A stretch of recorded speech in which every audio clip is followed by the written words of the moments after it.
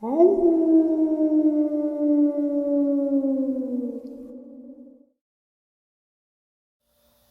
and salutations, everyone. I hope everyone is still doing well. Well, it's very snowy and very cold in upstate New York. And what better to do than to have 2.5 hours of Dogman experience? Before we get into it, a couple links. As you know, I rely on Patreon, PayPal, channel membership, and the merch to help the channel to continue to grow and go. Links to Patreon, PayPal, and channel membership are in the description below. The merch is displayed directly under the video. Also, Dogman Frightening Encounters Volume 1 through 3, the audiobook versions. They were written and researched by Tom Lyons, narrated and produced by me, Jeff Nadolny. Those audiobooks are available on Audible, Amazon, and iTunes, links to which are also in the description as well. And finally, last but definitely not least, if you'd really like to help support this channel to continue to grow and go, simply subscribe. It does not cost you a cent. Click that like button, takes half a second.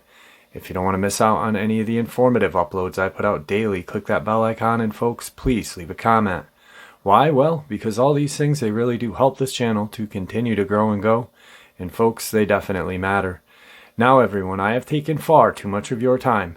Let's jump in to today's bonus, shall we? Alright guys, in the next couple of days I am going to have this subscriber, this good friend of the channel, Luke, back on to share what's been going on in his life. This is essentially his entire life and family's life, 5 generations with Dogman. Hello guys, good evening, good afternoon, how are you? My name is Luke Masrich. I'm from Taylor, Mississippi. I'm 40 years old. And I'm just going to tell you, like, what I've experienced down here as far as what y'all call Dogman, but I call them walking wolves. So pretty much is I had a normal childhood. Nothing crazy. I always knew about Bigfoot. I never knew about, like, these Dogman creatures actually existed. Yeah, I heard stories from my parents and my grandfather and stuff like that, but I just thought it was just one of them tales to make sure that your kids don't stay out too late and come home and stuff, to come home on time. So it's just a normal childhood. So like I had a friend which I met. I think I was around maybe 7 years old. Joe. It was actual Sasquatch, and it took a while for us to like me get comfortable with him, but he never saw me as a threat because he's like fucking like huge. So he would leave me little trinkets and things like that. So like as I got older and stuff like that, we actually became like good friends. I know it sounds like unbelievable, but at the end of the day, this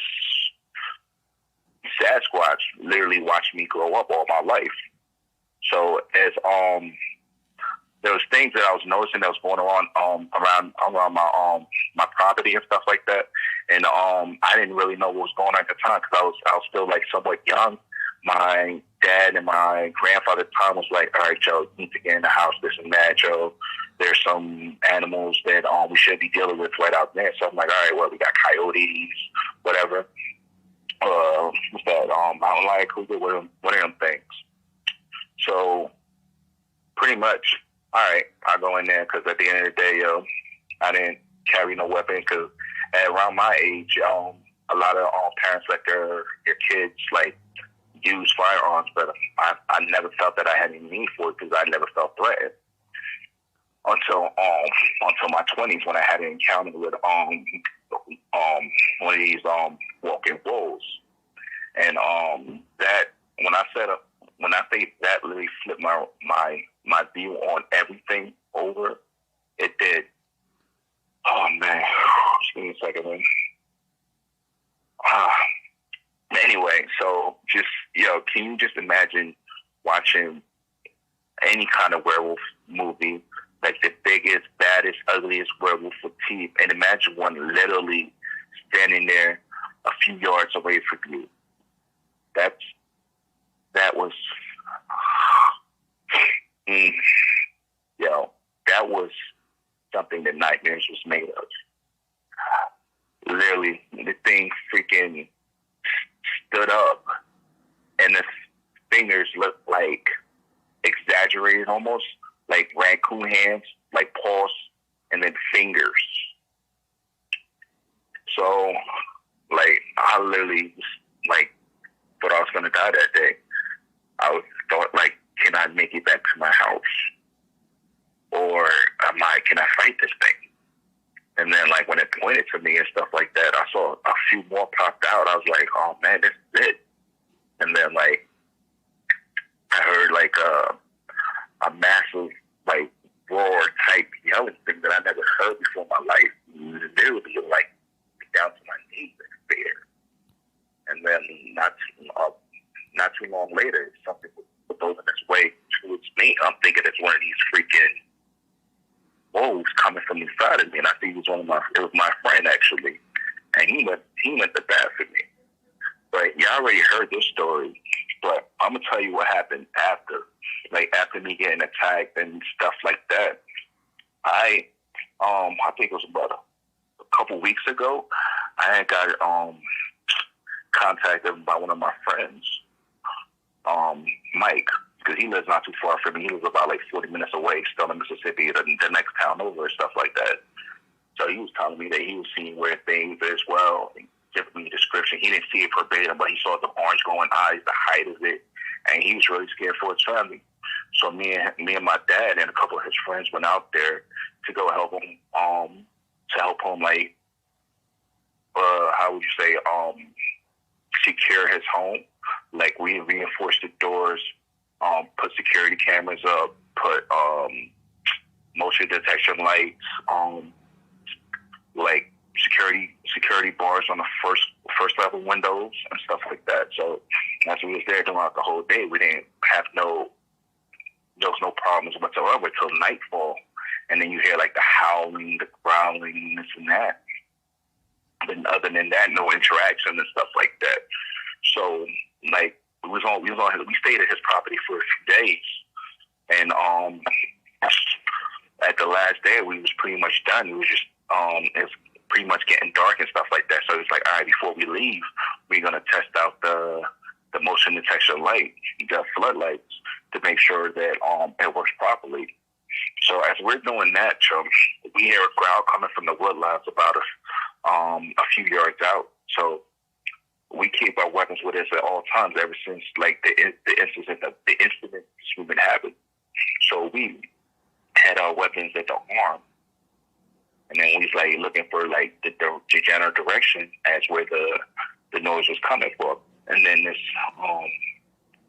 I think 7 foot. He was like about 7 foot tall, black, dark brown Dogman stepped out of the brush halfway, growling. And then as we took aim, I thought like, all right, if he's showing himself, this one of them trying to flank us. So we're scouting around looking for like if there's any other movement. We see another one really, really low to the floor, like trying to approach.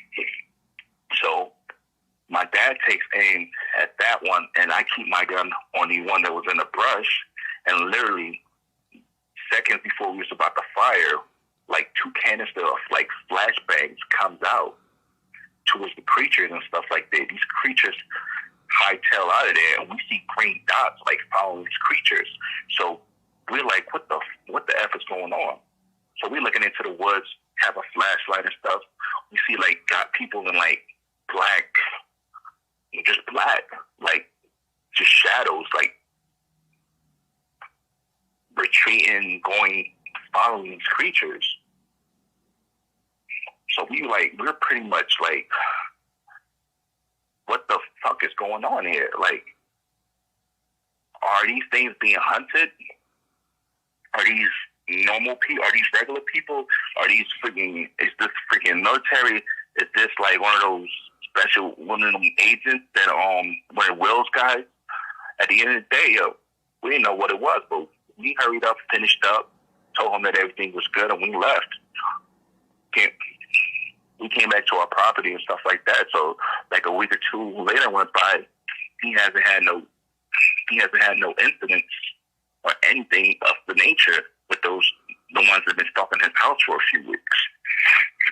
But like the encounter that my dad, my grandfather, and even I had, like we know a lot about these creatures. We're not experts, but as far as movements, habits, and these things are very, very, very formidable, yo. They're formidable. They're smart, and they hold a grudge, a serious grudge. So my thing to you guys, to everybody out there who thinks they want to see one of these things or hunt one of these things, yo, that's a big mistake, man. Yo, these things, they like Will said, they come from the hind. They also come from the trees, and they're very, very fast. Before you can even get a shot off, they'll be on you in a matter of seconds. Hey, Jeff, do you have any questions for me? Yeah, I know when you said that they are formidable and hold grudges, a lot of you guys maybe knew or may not have heard his encounter. I did it in parts, and I did it in one large family upload. And his last, Luke's last encounter showed exactly how smart these creatures are.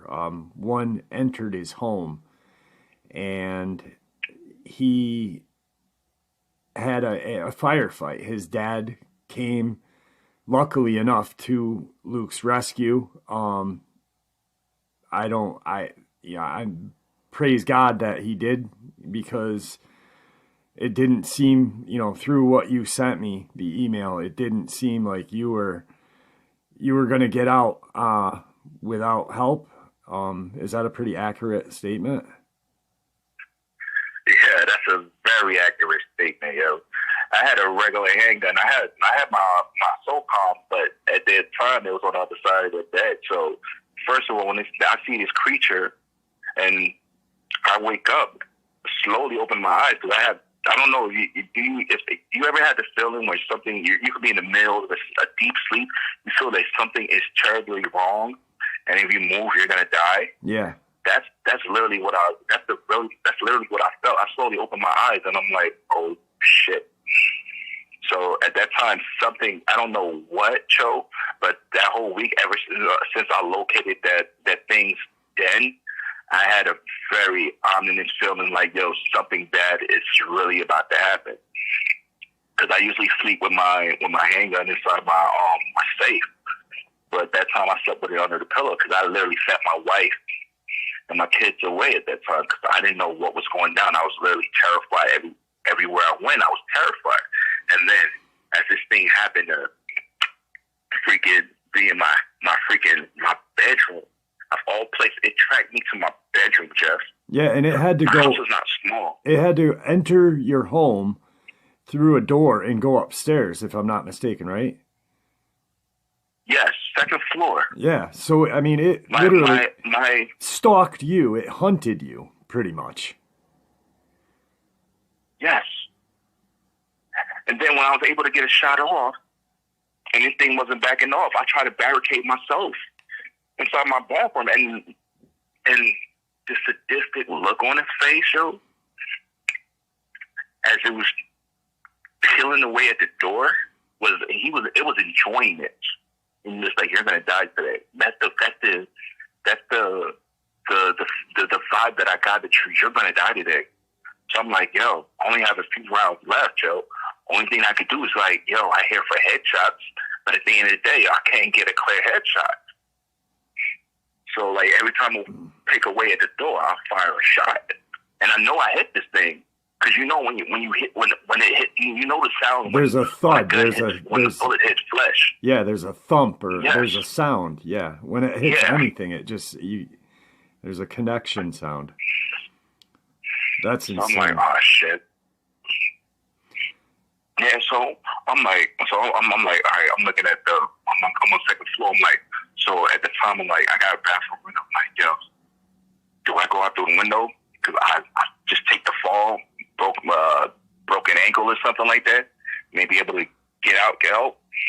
But as fast as everything was going, I didn't even think I had enough time to get to the window and get it open because it was toying with me, Jeff. If it really went into that bathroom door, it had got in there in a matter of seconds.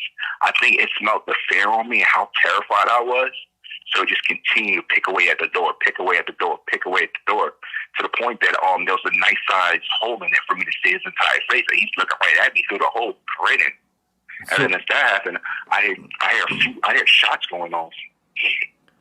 So then I hear shots going off. It turns and looks out the bedroom door because, like, the way how the house is structured, once you go up the stairs towards the right, maybe about 15, 20 feet over, that's my bedroom door. And it's, like, wide open and stuff like that. And then just looking down at the angle it was looking out, it was looking down. So obviously there was somebody partially down at the stairs shooting at it. So as he's doing that, I was like, yo, I might as well. So I put my gun through the hole and I'm firing at the last, I think it was 5 rounds that I had. So all you heard was like, so the thing decides to take off. It jumps. It jumps. I don't even know how it. Well, from what my father said, the angle that he was on, he's partially up the stairs. Because it's like a balcony, like you know how houses, when you go to stairs, there's rails around the whole that separates. There's rails that makes like a U, yeah, and then it's the stairs. So it jumps over the rail down behind my dad and burst out the door. As he's doing this, all you see is you see blood trails, just freaking heavy blood trails, not nothing light. My dad yelling for me. I didn't answer for a while. I was like, he thought I was dead. I was in shock. It's like you hear something, but you don't hear it. It's just not registering to you. So when it finally did register to me, I was like, yeah. So it come up. He checks me out. I couldn't move my shoulder. My shoulder was freaking torn. I had claw marks. I don't know if I said this. When I noticed it in my room, I grabbed my weapon. I fired at it. As I fired at it, it moved to the side. So I'm trying to make a break for the door, the bedroom door, to run past it. It grabs me by my left shoulder and tosses me back, which hits me throws me almost went through my wall. That's how hard it hit me, and I was getting disoriented. So that at the time, because are you a big guy? Over to the right. Are you a big guy? How big are you? I'm 6'2", 250. So I mean, this thing tossed you like you were a child, pretty much. It was about a foot and a half taller than me. Wow. All right, I didn't mean to cut you off. I just wanted to. No, it's not. It's all right. I got an 8-foot ceiling, and it's almost there, with a maybe 6-7 inch gap from hitting the top of the ceiling. The doors are a good 6.5, 7 foot tall, but it had to duck to get inside the doorway. That is terrifying. Yeah. So now, what was your dad? What was the last thing that I said? Oh, I'm sorry. I'm sorry. What was you were firing? What was it? A 45 or a 9? 45. Okay, and your dad had what? A 223? I don't know. He actually had a what's that? He had an AR. Oh no. He had a SOCOM.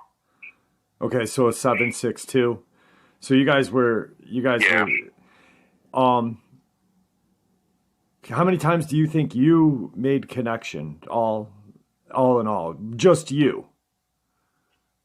Just me? Yeah. 6 times. And then your dad was shooting upwards towards it. What do you think? Yes. Does he have a calculation? He hit it. Okay. He had it in the scopes. It didn't know that he was there. He hit it at least with the firing rounds here, a good maybe 7 or 8 times as well. Okay. All right.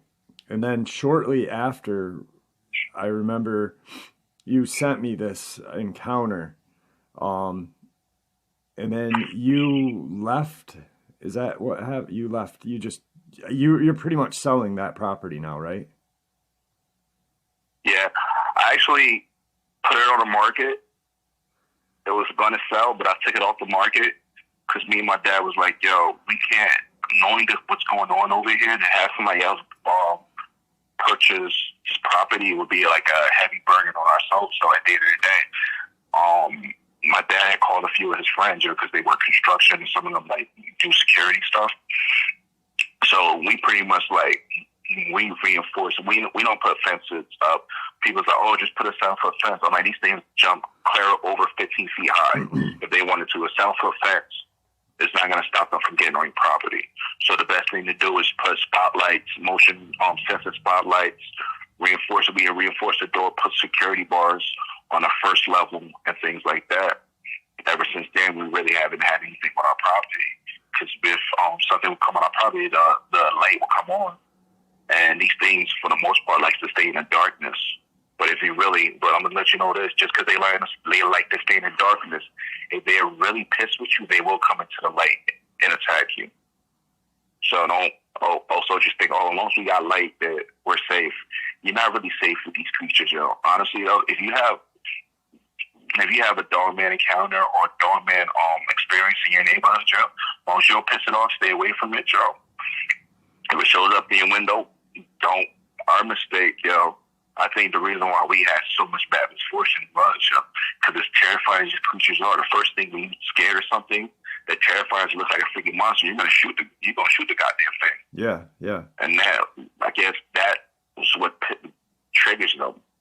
Because at the end of the day, they're like Bigfoot. They're curious. Most times, yo, they will maybe not mess with you, but the minute you show aggression towards them, yo, they will not stop until they get what they want from the situation. And I learned that the hard way. Now, shortly after, do you think the body you found was that one body? Do you think it was that dog? I was sure of it. It was it was the same body, because we buried the body because we didn't want anybody else or anything else get to it. And we saw all the bullet wounds and the entry wounds of it. Like, you had like 1, 2, 3. It had about 4 in the chest, right below the sternum. Another one was like where I believe like its lungs would be. I think that what actually finally put it down, because the muscle thickness on this creature is really, really thick. So I didn't really think that part made it damage. But I think like the angle that my dad was standing from and he fired, he was able to hit a soft tissue and able to puncture the lung. Yep. Because of where we are. Because like that night when what I did notice, yo, before I was rushed to the hospital and stuff like that, yo, like I don't know if like if you're a hunter and stuff like that, yo, if you have a lung shot, you'll see like bubbles in the blood and stuff like that, like air pockets. So that'll let you know that was a lung shot. So as we saw that, and I pretty much like, we didn't really like touch it verbatim. We had gloves on because we didn't really want our scent to be on this thing, because we don't know, like, as far as there's more. We already know our scent was in the area, but as far as on the creature, that actually led more to us. Yeah, you did definitely not want a big link like that. You know, that's a murder link right there for them. Yeah, so we pretty much, we was precautious when we like we went to move the body. Yo, that body was heavy, man. That body was heavy, like heavy. It took like 3 of us, like giving it everything that we had to just move the fucking body, man. And then the way that it felt like that one, yeah. Go ahead. Then you buried it, and shortly after, we didn't bury it too far. Shortly after I contacted you to contact William, he sent some people there, because the body was like maybe about 30, 40 yards from the main road. So we didn't want somebody to freaking like go over there, see it, touch it, this and that. And being that there's Dogman Dogman in the area, possibly that'll put them in danger. So from the road, from where the tree, the area where we put it was like maybe another like maybe 10 yards that we moved it in. Like we dug it deep enough hole, buried it, and then we put like rocks around it, like around it, so you can like even somebody like, so if William was looking for it, he'd be like, this is weird. Let me check this out, you know? Yeah, and you gave the exact coordinates to both locations, the den and the body. And then shortly after was the encounter with your friend Mike, and then the men in black appeared. And that's insanity. Like, see, people, what I don't get is, people, there's black and white and gray. People live in black and white. At the end of the day, this like about 65% of this world has not been explored. People say that I'm an avid hunter, but you being an avid hunter, have you been through every neck of the woods? There's certain parts that us as human beings can't get through without machinery and stuff like that. And these are where these creatures stay.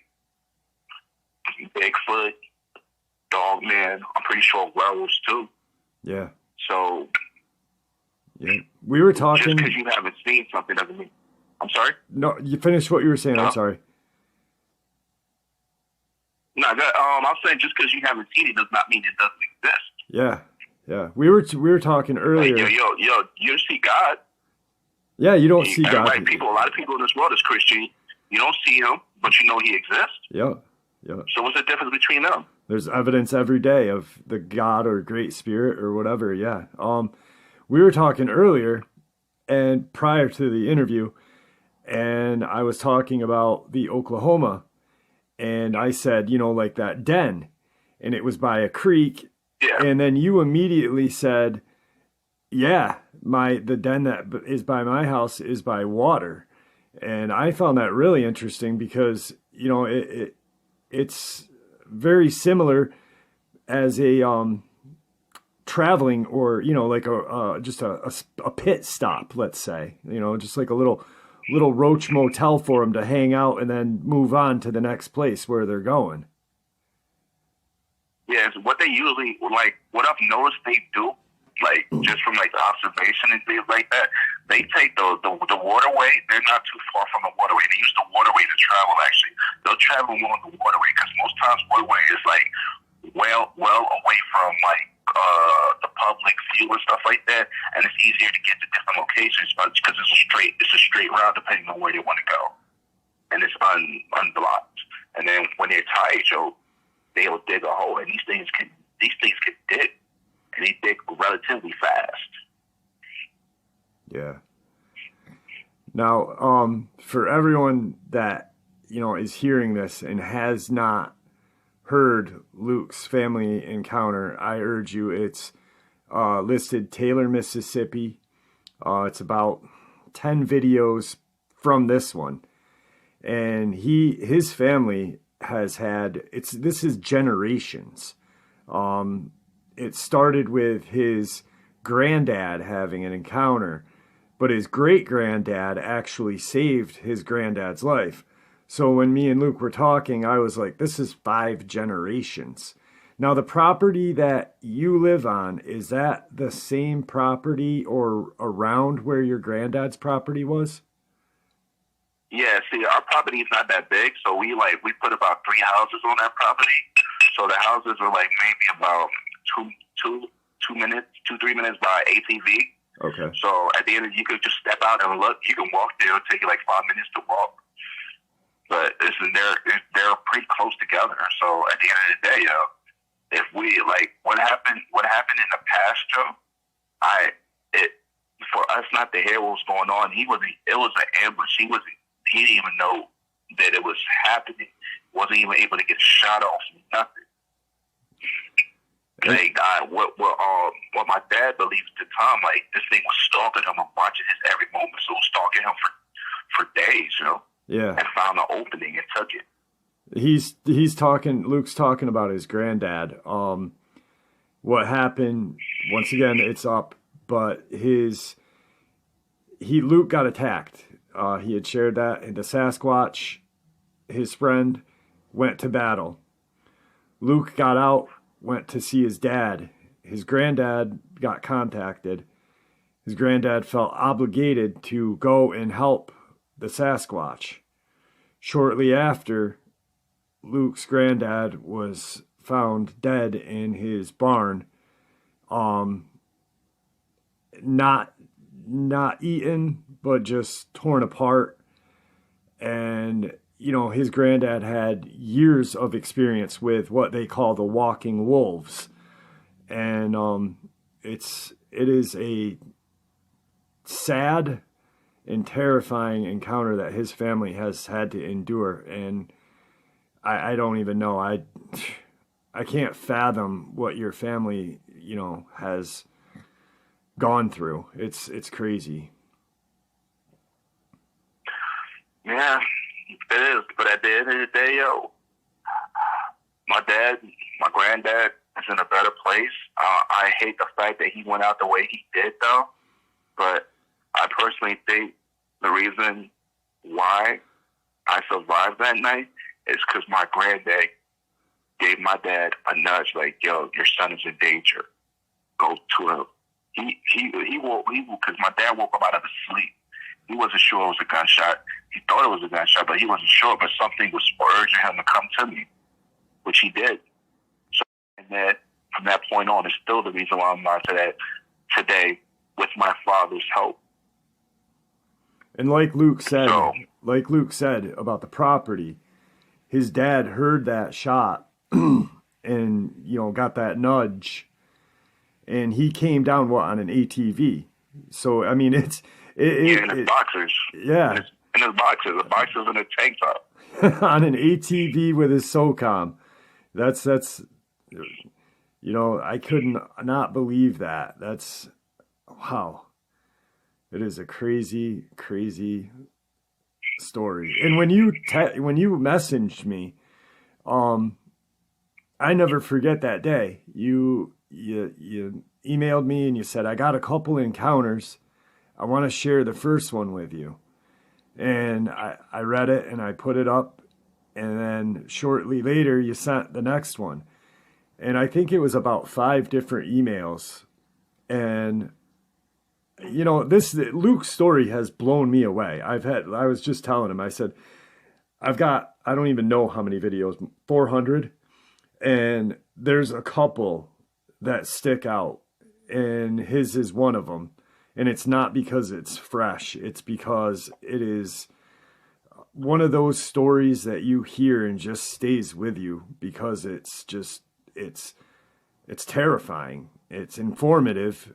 It's terrifying, but it's crazy. I have no word for it other than informative and terrifying. And I really appreciate you sharing your encounters with us. I feel terrible that your granddad had to pay the ultimate price, but like you said, he is in a better place. Is there anything else you'd like to share with everybody? I mean, the floor is yours. We got about a couple more minutes. I just want to say, like, I just want to, just to the general public, for y'all believers and y'all non-believers out there, at the end of the day, if you're going to go into the woods, just stay armed, just keep an open possibility, because a closed mind might be the cost of your life.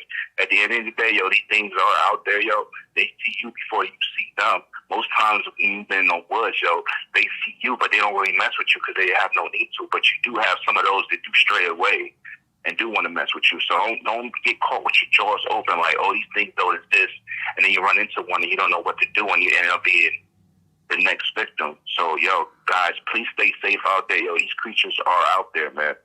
These creatures are out there, Reason why there's bodies, it's been proven bodies, but every time somebody puts a body up, the government checks it. I have my proof, which I'm not gonna put out there until the time is right. So, by the end of the day, y'all need to stay safe, and carry a firearm with you. It doesn't have to be a high-powered firearm, but at the end of the day, they know what they are, and most times they will back off. But do not shoot unless you absolutely have to.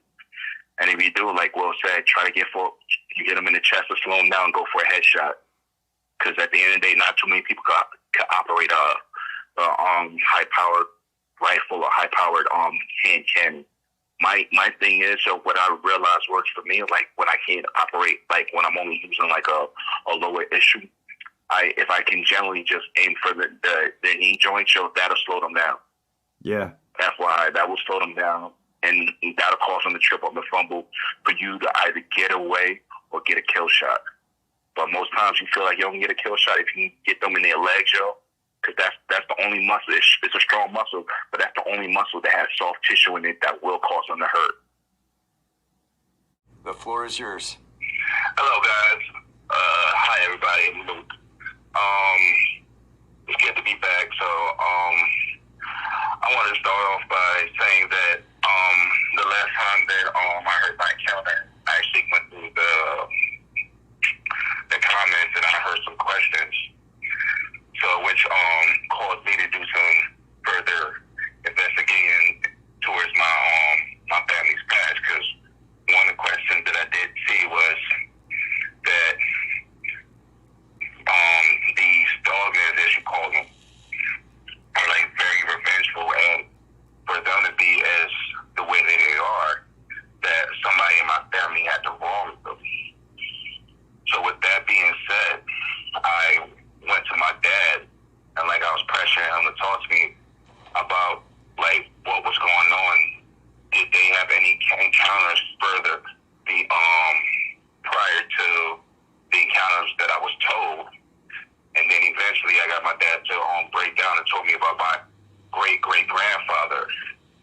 At the time, he was a police officer, and he was only a police officer for 6 months. The reason why that was is he had got a call one day, some kind of disturbance that they needed a patrol car to go over there and take a look. So when he got there, this was a story that was told from him to his wife, son over her, but anyway, let me get back to it. So he goes there to a house or a property, however you want to call it, and then he saw what appeared to look like a bear. So what he did was he turned his sirens on and tried to get the scarecrow to go away. But it did not do that. It turned around and it stood up. So as he did that, he realized that it wasn't a bear. So he took a couple shots at it, and the thing took off. And then he got in his police car, drove, turned his badge, his gun in, told him he quit, and he never went back. And he only had 6 months on the job. So what he told his wife was it was a deformed bear. When in actuality, to him, it was probably a monster. So fast forward, when he was talking to his wife, my great-grandfather at the time was like around maybe 12 or 15, one of those. He overheard the conversation between his dad and his mom. So he asked his mom about it, and she told him like certain things. Like that his dad saw a deformed bear, and it really scared him. So fast forward, maybe about I'll say about 10 years, about 10 years go by, and then that was the incident that happened to my grandfather at the time when he ran into those walking wolves in the woods, and then his father taking a shot at it, now realizing that his father knew what it was, but then say nothing about it. And another thing, y'all pretty much know the story about, like, what happened to my grandfather, what happened to my friend. So after speaking with William or Victor, he gave me area where they send my friend to. So after that, for like a few weeks, I've been doing some researching, looking for like sightings, this, that, and the third, because the area that he told me was only like about 6 hours away, and I've driven further. So I was calling the town, getting some research, last known sightings, and then I was talking to like game wardens and things like that of that nature, like what areas should I stay out of, like as far as there's supposedly Bigfoot Sasquatch sightings. So he told me the area to stay out of, which was pretty much the area that I was heading to. So around that same time, it was my birthday. My dad's birthday was actually last month, June 20th. So I had a couple of his buddies to go on a trip, like a camping trip, just hang out with the fellas. But in reality, I wanted to go in the area. And I figured that I had a couple of more people out there safe. So we went there, we had a good time for the most part, and then we had an issue with us running into a family of Bigfoots.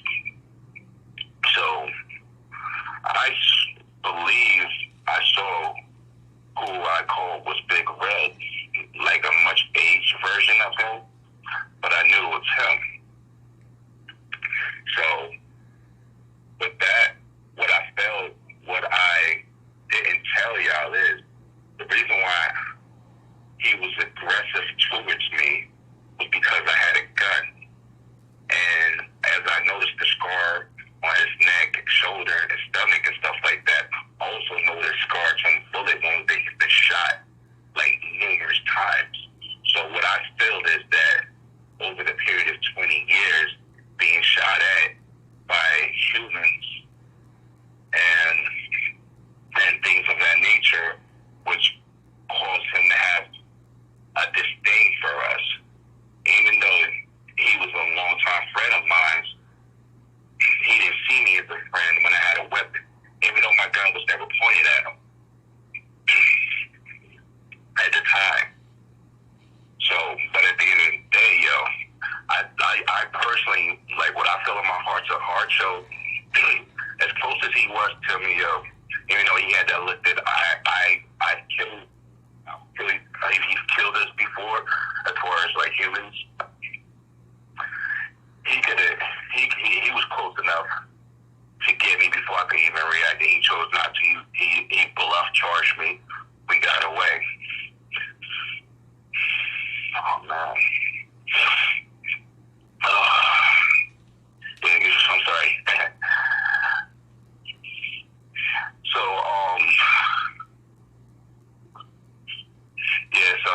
pretty much after that, I was happy and I was sad at the same time. Like I'm like, my friend's alive.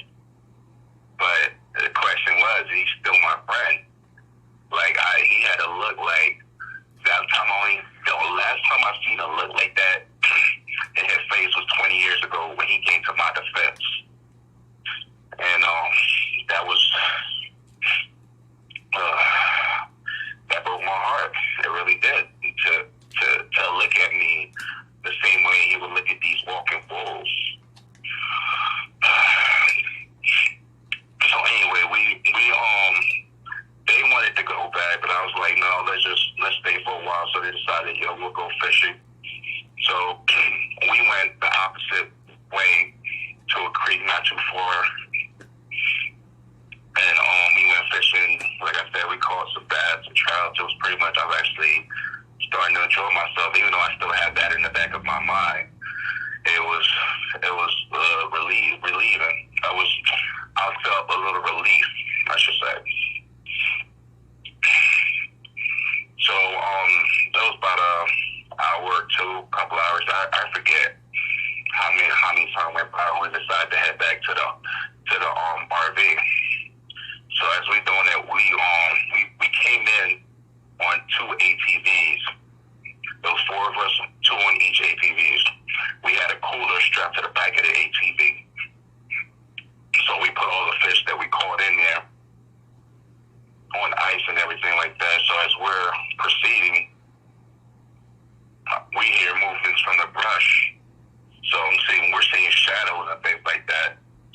around, I see like a slender type figure, like agile. So my initial thought was one of those walking wolves. And at the time, all our high-power rifles were in the RV. One thing we had was hand pistols. Like to these things are freaking pea shooters. It's just gonna piss it off. So as it got to the edge of the breast, it takes a leap to the middle of the trail that we was in, and it was not one of those walking wolves. It was actually a werewolf. My first time ever seeing one. I'd never seen one. My 40 years life that I lived, never seen one of these things. And these things are more scarier than these damn walking wolves. The reason why I say that, it looks like they have a human-like intelligence behind them. So as we're picking up speed, our ATV goes up to like 50, 55, and we're about to cap it. The thing catches up to us in no time, grabs the cooler off the ATV to the point that the ATV lifts up, and between the two guys and the ATV, you're looking like around damn near about 600 pounds. Lifts it up like it's nothing. The bag comes up, the racking on it snaps, it stops. The ATV drops back down and does like a fishtail motion, and they're trying to keep it under control. And as I'm looking back, this thing was laughing. Like, I got your food, what are you gonna do? So I'm like, wow. Yo, this is crazy. It's time to go. I can't take any more of this. So eventually we left that night, and then on our way home, I received a phone call from my wife that there were some people on our property or stuff like that. So I told her, because at this time she wasn't there, she was out with a relative.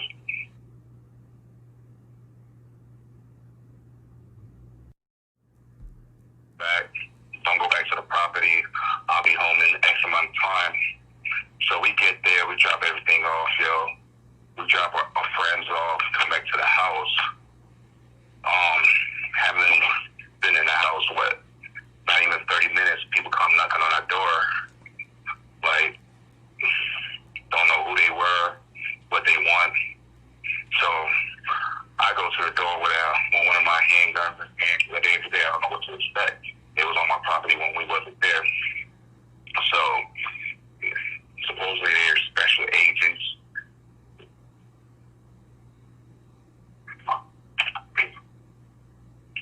Yeah, I'm sorry. I got a lot of going on back here. Especially, so they called themselves these special agents, so they was questioning me, interrogating me. At the end of the day, I was tired. I didn't want to hear anything they had to say. They threatened me. They threatened my family.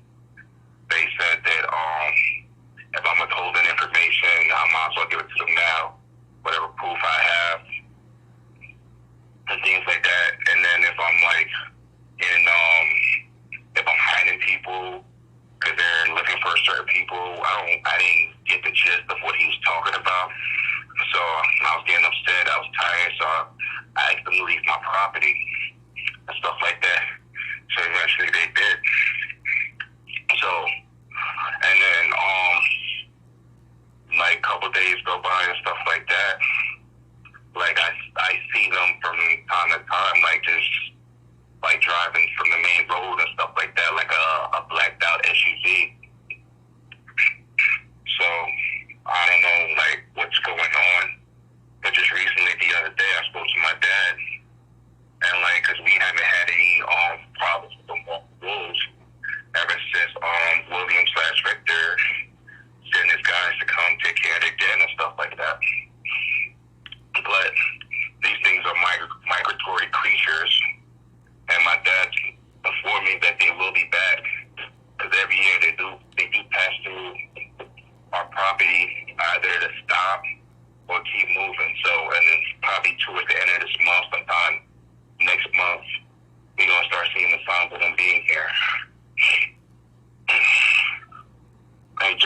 anything for me?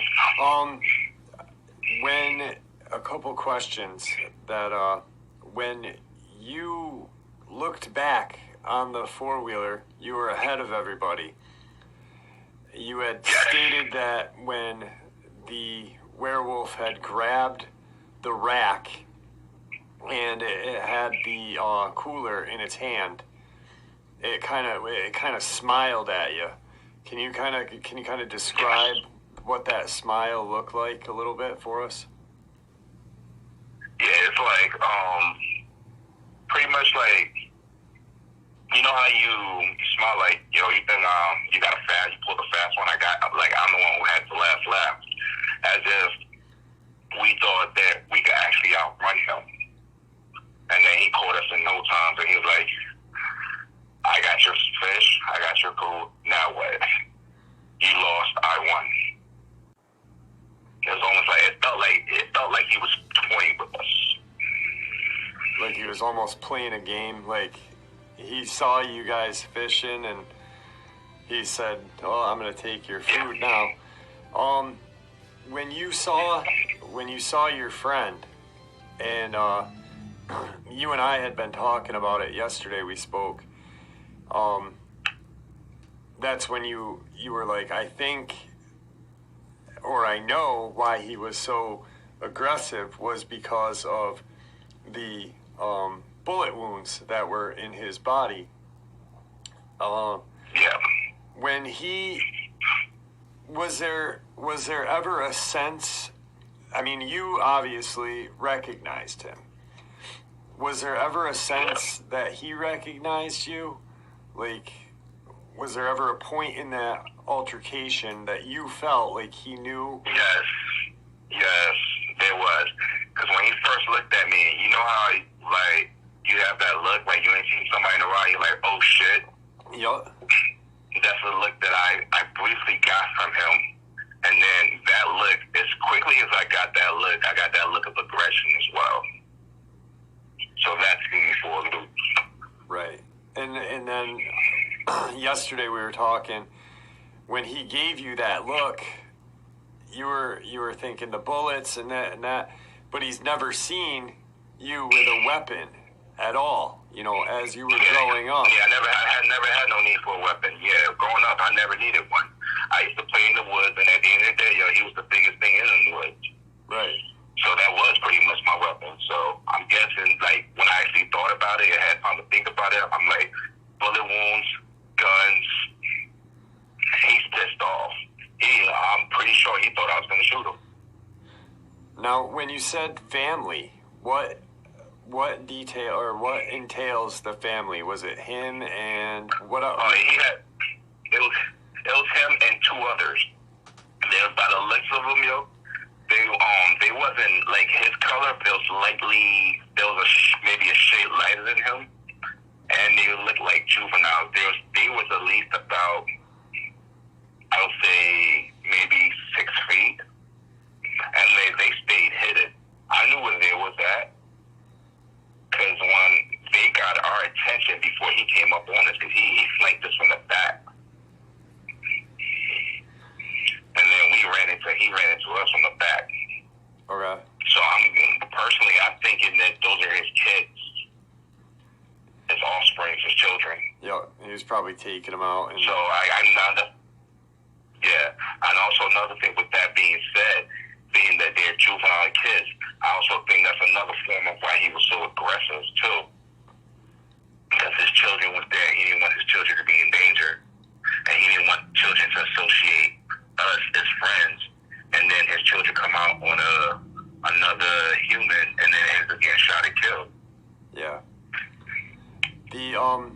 When you guys first went out there, your first night, before you made contact with him, was there any hooting or was there any noise that you heard that you felt he was going to be out there?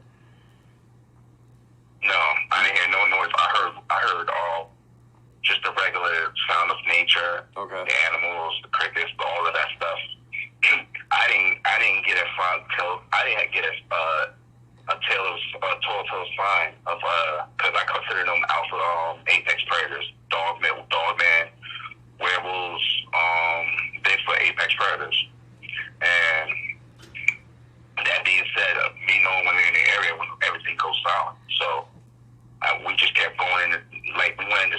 the direction that was mapped out for us. So just kept going in. I kept hearing birds, this, that, and the third, everything that was pretty much going on in a while until I reached the area where I didn't notice it anymore. And then shortly after that is when we ran into the two juveniles. And then another thing is what I forgot to mention was when we saw the two juveniles, one of my dad's friends had pointed a gun to it, and I had put his hand down. Like, don't do that. Right. And then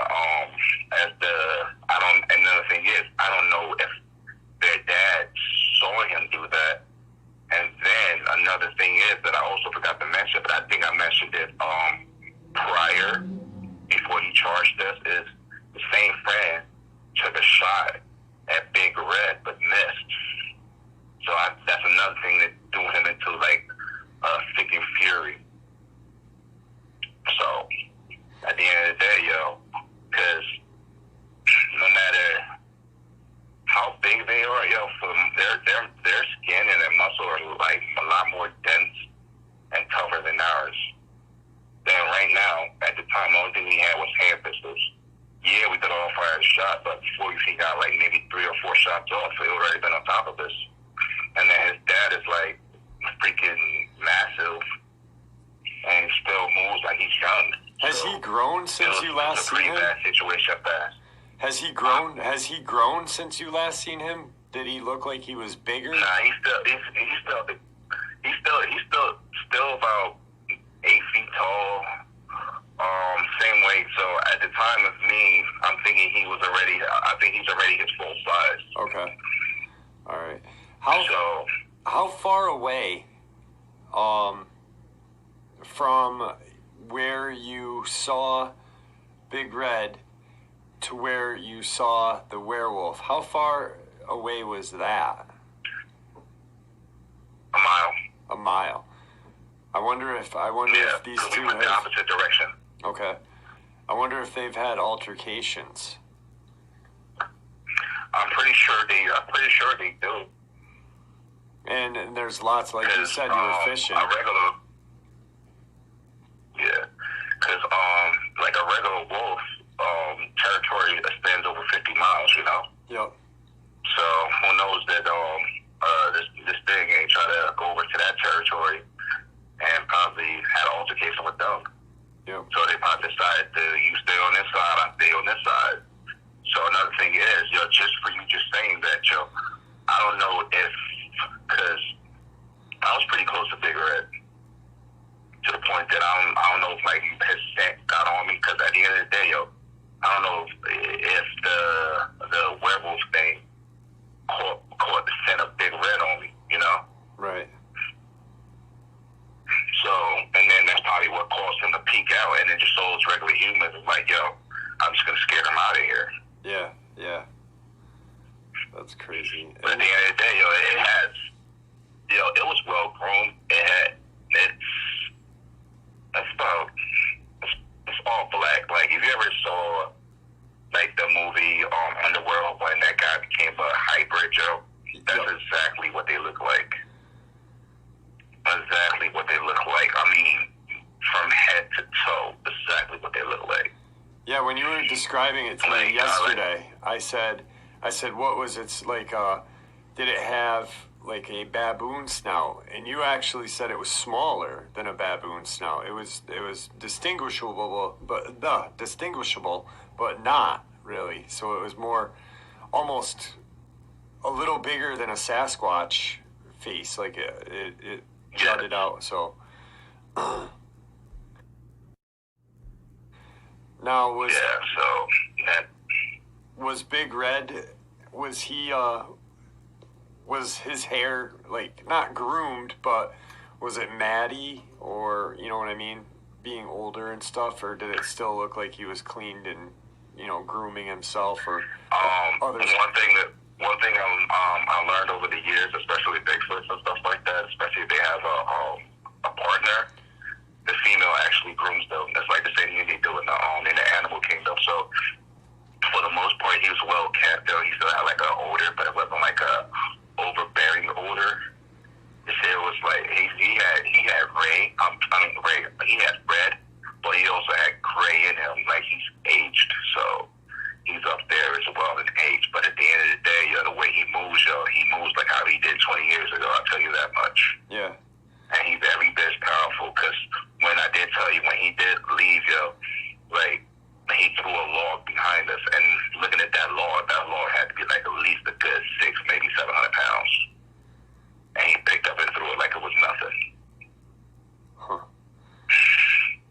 was there any vocalization during that time? Yes. He yelled at us. Okay. Now, there wasn't no roar. Right. There wasn't a who. It was like, yo, I'm about to do a light, like, but they'll put like as much bass and power behind it and just put it behind the amplifier. Right. That's how he yelled at us. Did you feel it in your chest? Like, did it reverberate your body? That I didn't feel that though, but it was loud enough that it had my ear ringing. Okay. All right. Wow, that's insane. Now, with the maybe it growled or something like that.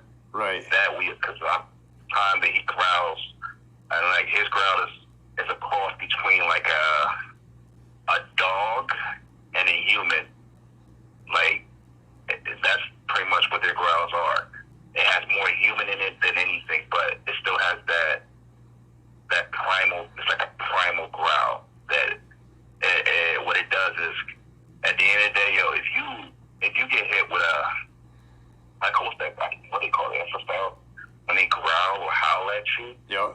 What it is, it attacks your nervous systems.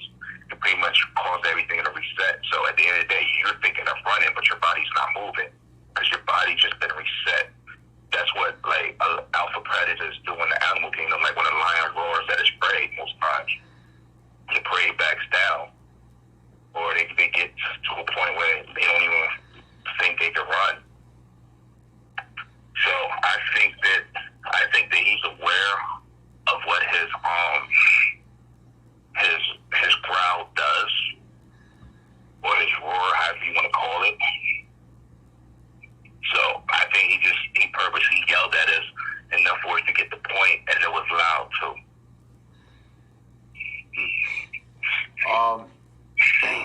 Couple more things. But I just wanted to get back to, because when you were describing, I wanted to get back to the werewolf. When he was standing there, the arms and like can you describe like the hands, the claws? Can you give us? Yeah, I could definitely describe that. Yeah, think about human hands. I mean, not no dog paws with exaggerated fingers. No, think about actual human hands, 4 fingers and a thumb. You put like claws, claws behind it. Then think about it, maybe about 2 or 3 times longer than a normal human's hand. The forearm is exaggeratedly long.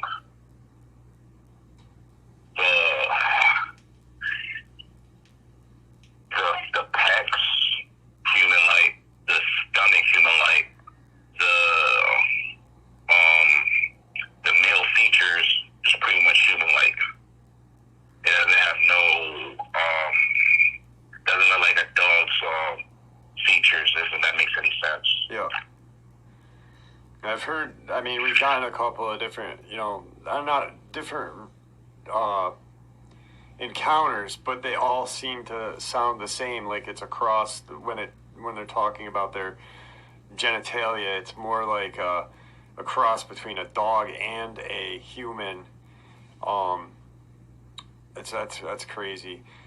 The last thing I want to touch on is the property. I know you and I had spoken. We're not really going to mention too much about what's going on there, but your dad had made comment, and you had spoke on it briefly about the migration time coming, and you stated that you think the den is used as a holdover or for breeding. And yes. Do you think, I mean, because you've lived on this property, your family has lived on the property, and you've said you've heard what you thought was the sound of breeding. Is this breeding time around now for them, you think, or it really doesn't matter? you know how like some animals have a certain year when they breed, and you know. Yeah. I personally, because around this time, I've heard pretty much the same thing, like time in and time out between towards like more like August into September. So that is a very strong possibility that it's there. Not only a migratory time, but an area time for them to breed. They come to areas. Well, I believe that they breed, but they specifically choose the area that they breed in, where it has plenty of cover, plenty of food, plenty of water, and things of that nature, in places where they will not be discovered in case they do have to raise their young, or if they do decide to stay here or pick up and move. So, and then which me and my dad was discussing about like trying to fill it up though.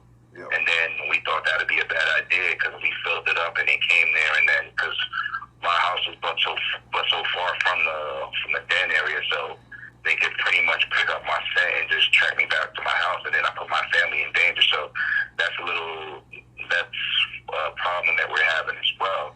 But at the end of the day, we're just gonna prepare for it and just see what's happening, because for the most part, they don't really, like the new ones don't really mess with us and things like that. So, and then with those people being on my property, I don't know how often they come on our property, but at the same time, if they're not well prepared, they might end up getting themselves killed because they do not know about the time. Because I don't think I disclosed this with Victor, because I actually forgot about it. It was my dad that reminded me about their migratory patterns or things like that, because he's been tracking it for a while. So I think that at the end of everything is that I did tell you about the depth of it. It goes about what did I say, about 50 feet? About 50 feet, yeah. Inwards. Yep. And then at a deep angle, right? At like a deep angle where you'd have to, like, if you fell, you'd almost fall like you were falling in a pit, kind of, right? Yeah. You'll slide down. It's like you'll still be grabbing onto something, but you won't be able to get grip. You stop yourself from moving. You'll need a rope or one of those escape ladders. Yep. That you put over your window and stuff like that to climb down. Because at the end of the day, it's on a steep angle.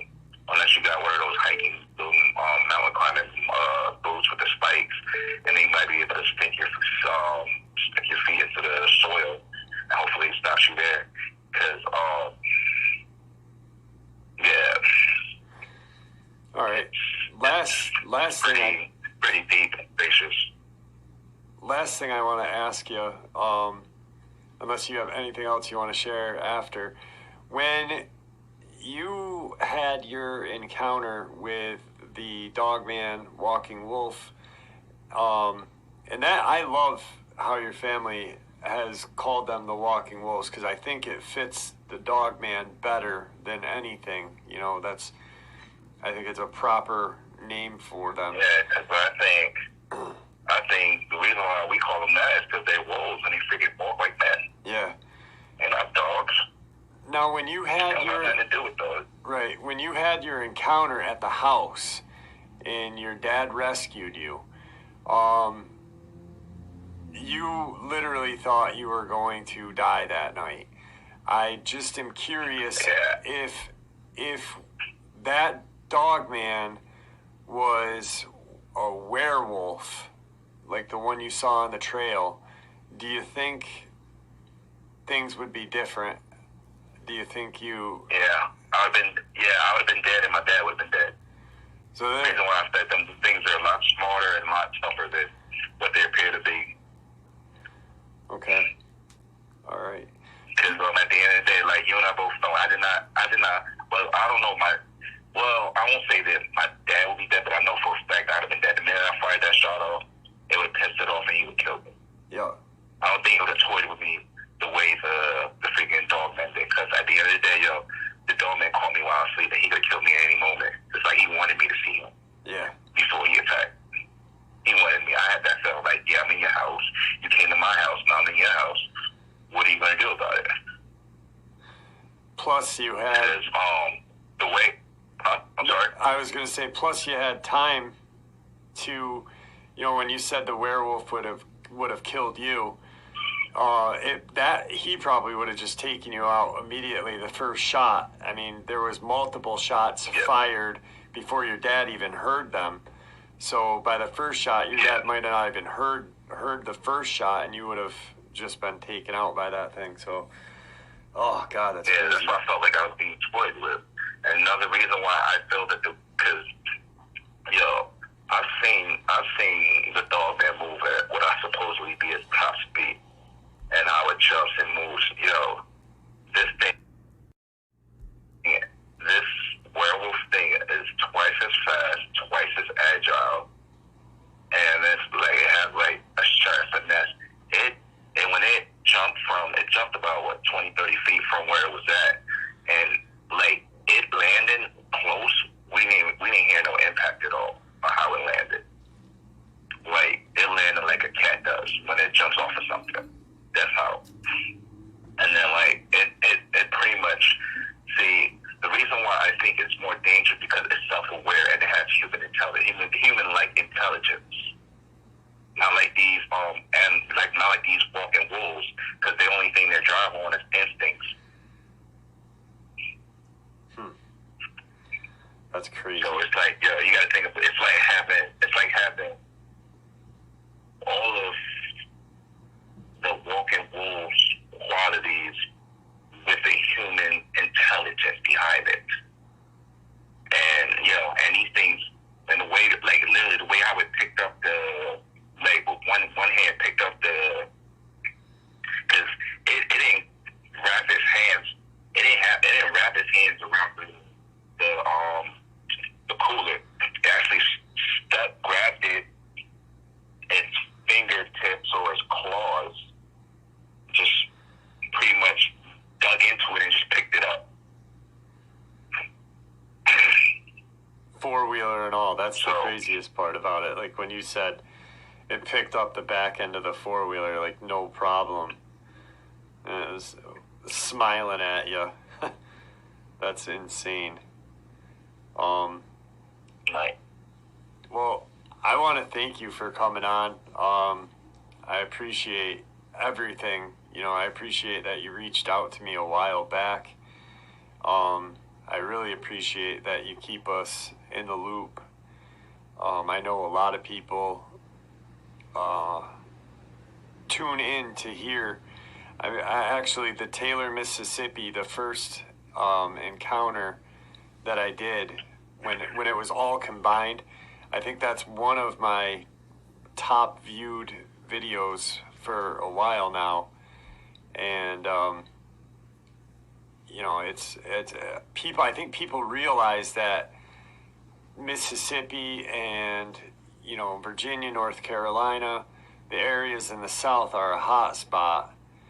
And just like when you talk when you talk about Sasquatch, you automatically think of the Pacific Northwest, and Dogman and werewolf would be the southern states. Yes, we have them up here. Yes, they have them in Michigan. But with the LBL, I think there's just a lot. Like you said, they're migratory. They're just traveling all over, just hunting food and hunting a way of life. And I think where you were in Georgia is a perfect place. You've got water, you've got caves, you've got everything. Oh yeah, the caves. We saw a few caves actually from a distance. Right. So depending on what side we are, because at the end of the day, all three of them are there. If you got a Sasquatch, you got a werewolf, then you definitely got a walking wolf as well. I think they're sharing that territory. They don't call it, you don't mess up, you don't come over here, we ain't gonna have a problem. I don't come over there, no problems. Right. Because it's like, it kind of, if I was to take a guess, and so if you just draw a triangle, the top of the triangle is where the Sasquatch is.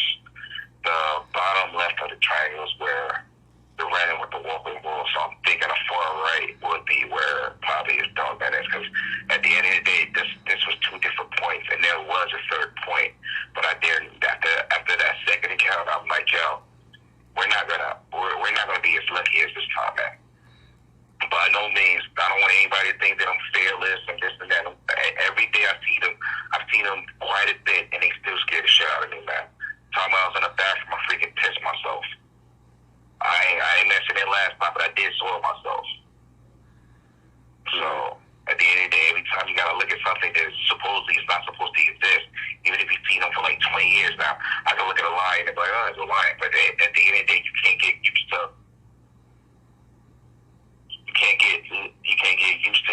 looking at these things and thinking that it's normal, even though they are flesh and blood creatures. I've seen to that plenty of times. Right. So at the end of the day, some things are dangerous, extremely dangerous. Like, my thing is you'll have more problems with a walking wolf than with a werewolf for the most part, yo. I think the werewolves are just solitary creatures that don't really want to be out anywhere, but the walking wolves are freaking curious by nature. Yeah. Yeah. I think the like you said, like the Sasquatch and the werewolf, being that they have the human qualities, they act more like we would.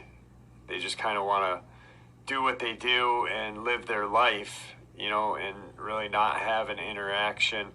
And the Dogman are just living on basic instinct, you know, and just they're like the punk scourge of the woods, I guess. If Sasquatch and the you know, they're just living off instinct, like just turmoil almost. You know, you don't hear anything about, you know, they're always fighting or hunting or causing terror. You know, it's like that's their goal. Their main goal is. Yeah, you don't ever hear of helping anybody. You hear cases of werewolves helping Victor. They didn't have to help them. They helped them. They kept them safe. You hear cases of Bigfoot coming on the defense of humans, help them save their lives, depending on overturned cars, flip cars over, carry people. Like I think, like you got good people, you got bad people. You got good Sasquatch, you got bad Sasquatch. At the end of the day, you got a walking wolf that doesn't know how to differentiate from what's right and what's wrong. At the end of the day, he knows that he's on the top. He's a top apex predator. He's a top apex predator, and nothing really is gonna mess with him. Yeah. So they really have no fear. They don't have no fear, so why would they have any more? It's because all comes with fear. Yeah. Consequences, repercussions. There's no consequences, repercussions to their actions. They're just a wild animal. That's it. They're just a wild animal.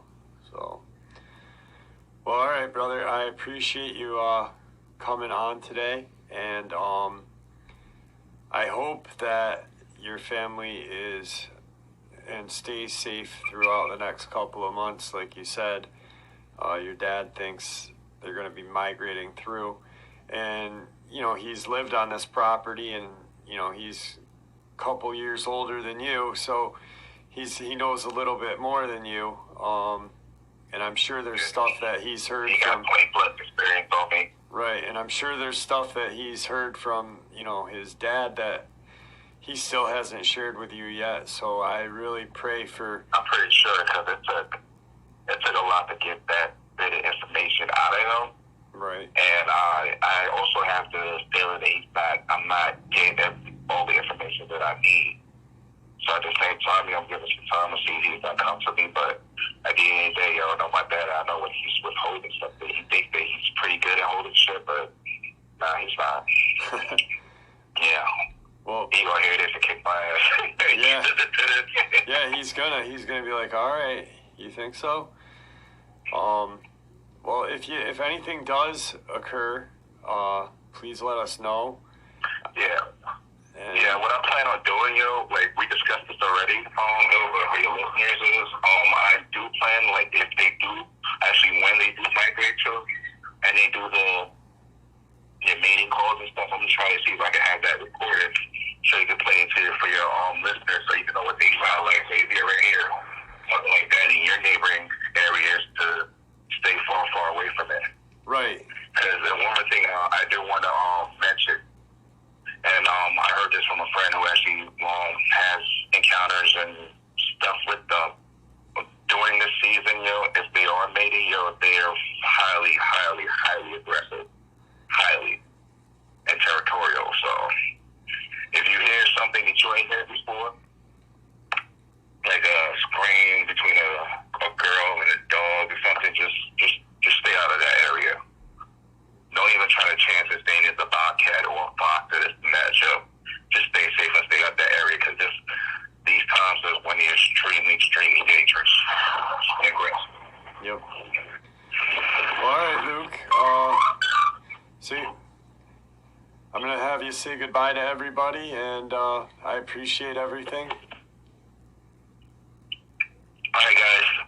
Thank you for having me on, and I appreciate everybody out there for taking the time to listen to my story, even though it's a crazy one. But at the end of the day, only thing I'm here for is to inform y'all, and just like whatever I learned, I try to make sure y'all know.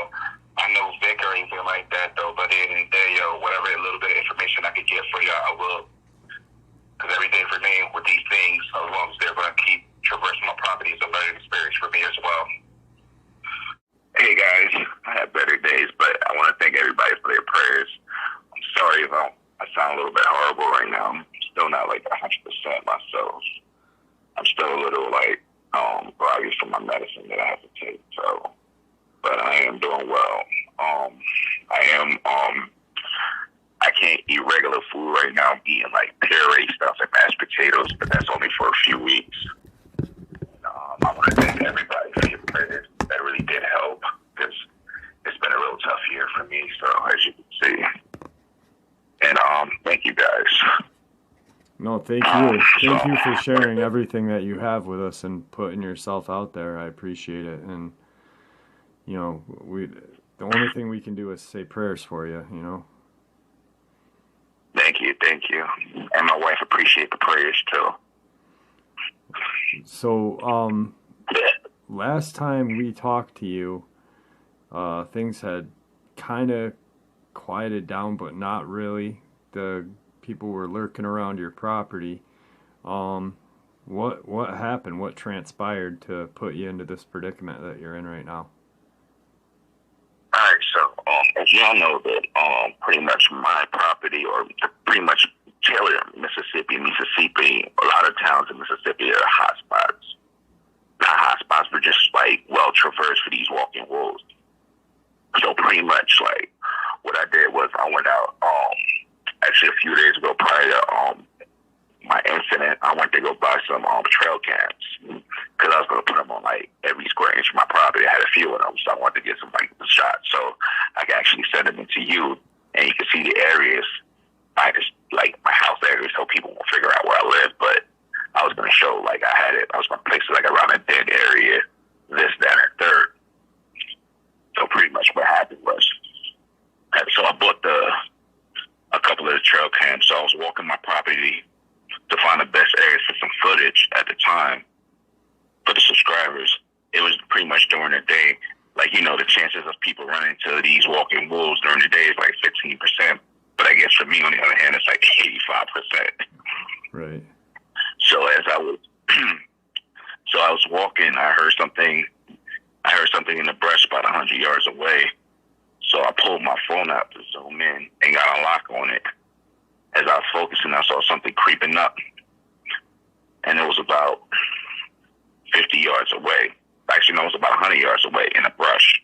So when I zoomed on it, I happened to see it was one of those walking wolves.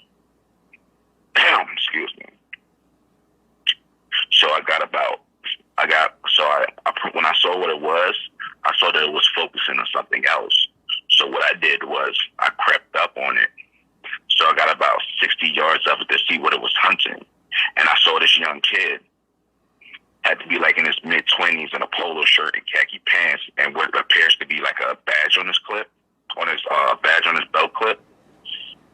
And at the time, the kid looked extremely nervous, like it was his first day on the job. And he had no idea what he signed up for. Then it dawned telling me he was kibbles and bits for this hungry wolf. So I yelled, "You are being hunted, don't move." So guess what the kid does?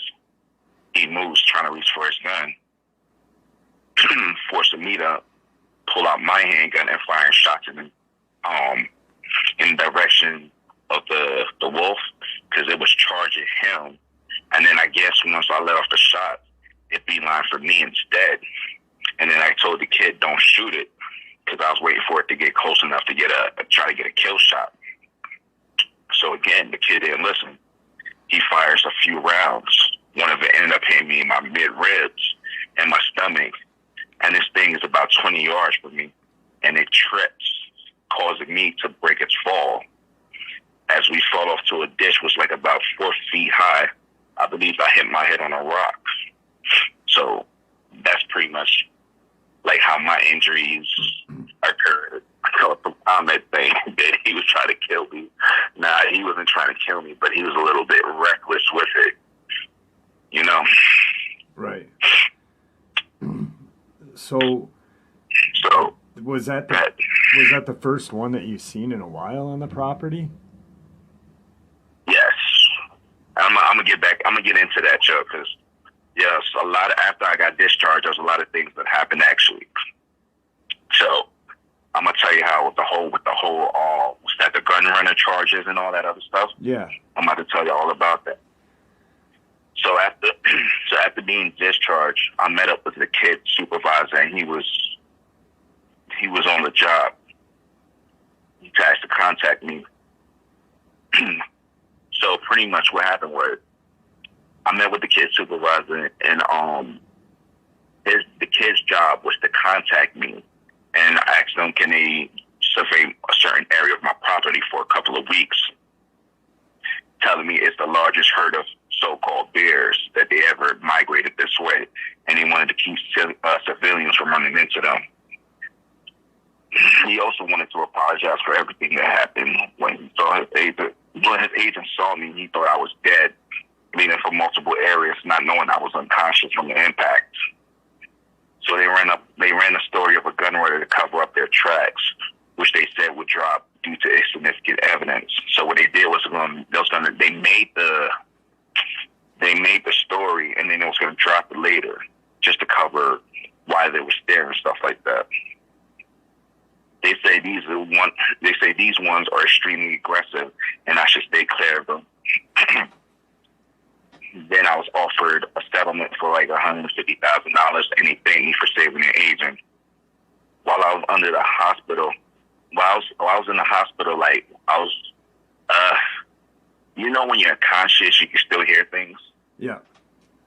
Yeah. So pretty much, I heard what I believe was like hospital staff and like maybe one of those agents talking, and which leads me to believe that these people have like hospital staffs or medical staffs in a lot of hospitals to monitor certain things, like as far as like certain incidents, whether it's like certain kind of animal attack, this, that, or third. So they don't. It's weird because I heard them like it was like, I don't remember it per se though, but it was like a trigger word that made me think that they worked with them. But that's pretty much what's going on with me in this. So I did give them permission to go to be on my property for the time being. So like they gave me this I have this paperwork. I read through it. It's like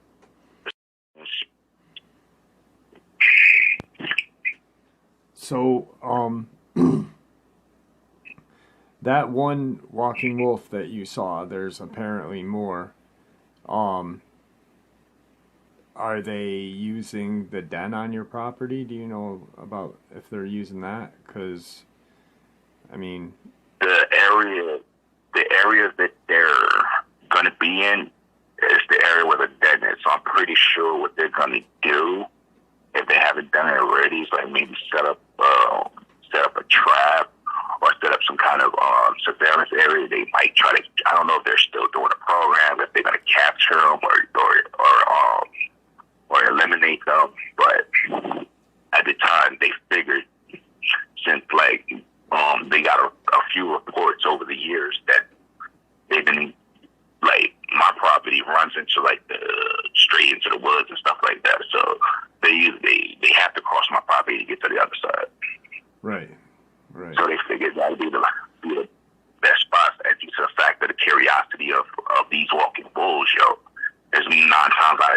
might stop on my property. I do have surveillance cameras up around my house and certain measures and stuff like that. Somebody told me to put a 6-foot fence. I laughed at them. Yeah, I know. Yeah, just put a 6-foot fence. I'm like, you aware how high these things can jump? So pretty much, the government, not only are they able to use the news to cover up stuff, but they have employees in different places working for them to help cover up, which would be a hospital. I'm imagining police stations, places where if an encounter happens, it's easy to cover up with their own staff. So yeah, just think about it. Say somebody gets into an accident, suppose an unidentified animal attack, this and that, and then the wounds that they feel, they've never seen it before. So what the people can do, because I've seen this happen, they can just erase, just they could take care of the patient, treat them, send them home, come back to pay a bill. There is no bill because she was never here. Right. Record showed that she was never there. And it's a click of a button. That's so absolutely crazy. I'm so glad that you're okay. When I got the email from your wife, none of it made sense, and with the gun running and this and that, the illegal stuff that was going on, I was like, this does not make any sense. And then you emailed me maybe I got 2-3 emails from your wife, and then a week later, I'd say, I got the email from you saying you're okay, you'll explain things, and now this makes sense because everyone was like, illegal gun running, what the hell, warrants, and it was so bizarre, and now it makes sense. Let me tell you something about the warrants, though. That's one thing I forgot. I talked about the warrant show. Even though they did the illegal gun running as a cover-up, they still got warrants because they was looking for specific things that they believed I had on my property that was contained in these walking bullets. Okay. And I believe they did get certain things that I actually had hidden because they had to search the house. But they didn't, like you said, they didn't find no weapons or everything was registered. But like certain things, evidence, pictures, such and such, like things that I had sent you prior, that they have that. Okay. All right. So they were covering their ass on all the angles, pretty much. Yeah. That's and crazy. Before my dad realized what was happening, they was in and out. They got what they wanted. It was gone. Yeah. Because my wife had told my dad, like, hold up, no, that's not what's gonna happen. But by that time, it was too late. They did what they was gonna do. So I was gonna bring that up. How am I gonna? I can't prove it. Yeah. I can't prove it. It's just not mine.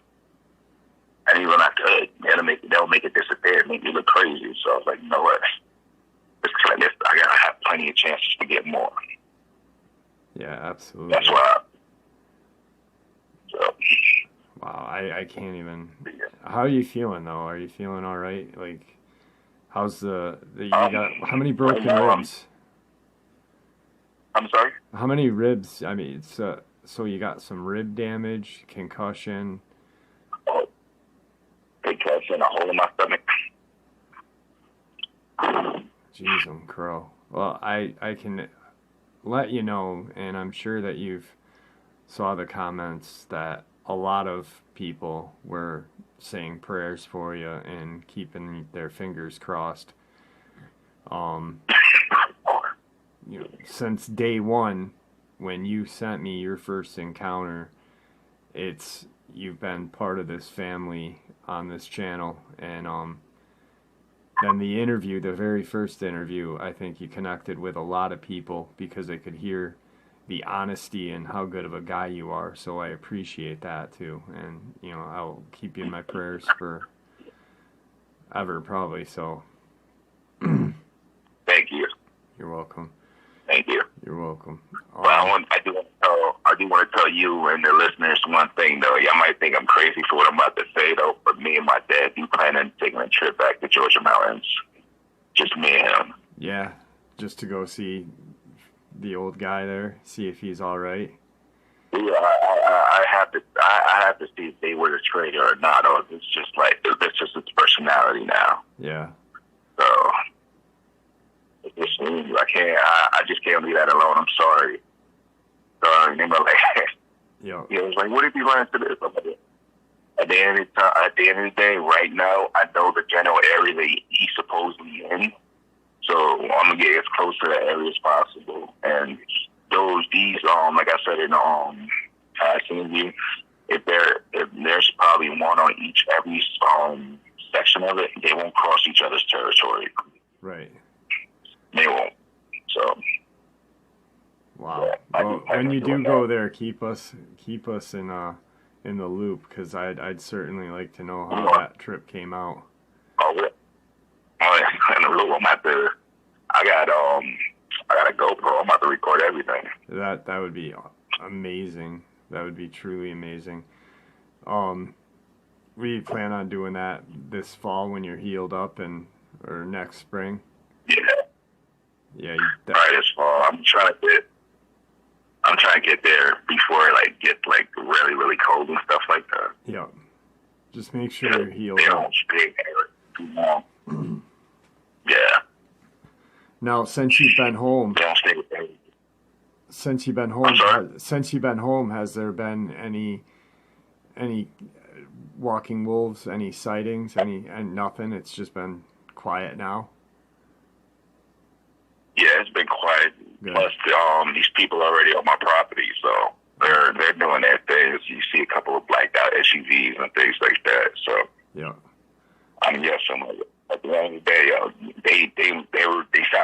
this guy sounded really concerned about what's coming. Supposedly this before, so I'm the most I ever see during their migratory periods, maybe 5 or 6, and he said it's way more than that, way more than that. Joe, it's he said it's something is going on with them, that they're all literally ganging together. You know, so I don't know. It's I'm sorry. I was thinking about that when you had just said that there were a lot of them, more than they've normally seen. Just recently, I don't know if you heard the episode where the gentleman reached out from Pennsylvania, where he had shot one in the face. Yeah, I did. Now, he said there was multiple ones in the woods that they could hear. And then another subscriber of mine from Virginia just shared that a lot of the animals that were missing are coming back, and bear is coming back, and so the bear are coming off the mountain, which would be going toward your way. Yeah. It seems like they're going south for some reason, and I hope they're able to stop whatever's going on, because there's been a lot of sightings on the southeast. Yeah, there's been a lot of fighting, a lot of chaos. Yeah, I just hope there's no more attacks. I wanted to speak on the guy in Pennsylvania. When he did that howl, he has to be careful, man. He's been marked by them, because he got the strongest scent on him. He got the scent of the blood on him. They could track him for hundreds of miles with that scent alone. So I'm about 100% sure that they know where he lives right now. So he needs to be careful at all costs. And that's why I feel like those agents are staying at his property or just watching him, because they know what's about to go down. So they're trying to catch them before it does go down. Because that's the worst thing. Because if you hurt, like my situation, if you hurt one of them, and the only thing I did was get my scent on their property or their den or whatever, and they was able to track me to my house. So imagine a scent of a blood scent of a walking wolf. How strong and potent that is. They could track that for hundreds of miles, man. Yeah. No matter where you go. That's a So great he's observation, like man. that. That's a good observation. Thank you. That makes a lot more sense than them just hanging out because he reached out to me. You know, they washed his truck and washed his trailer down, but like you just said, he has the blood on his clothes. He's marked, like it's there, and that's The howl was a sound off. yeah, So when he said the howl, there's only a few other times when I heard howls like that from multiple areas, and that's when it was like, all right, you're marked. We might not come for you today, tomorrow, but we're going to be watching you and find out when your weak points are, and they will attack them. I'm hoping that the people that are camping catches them before they do.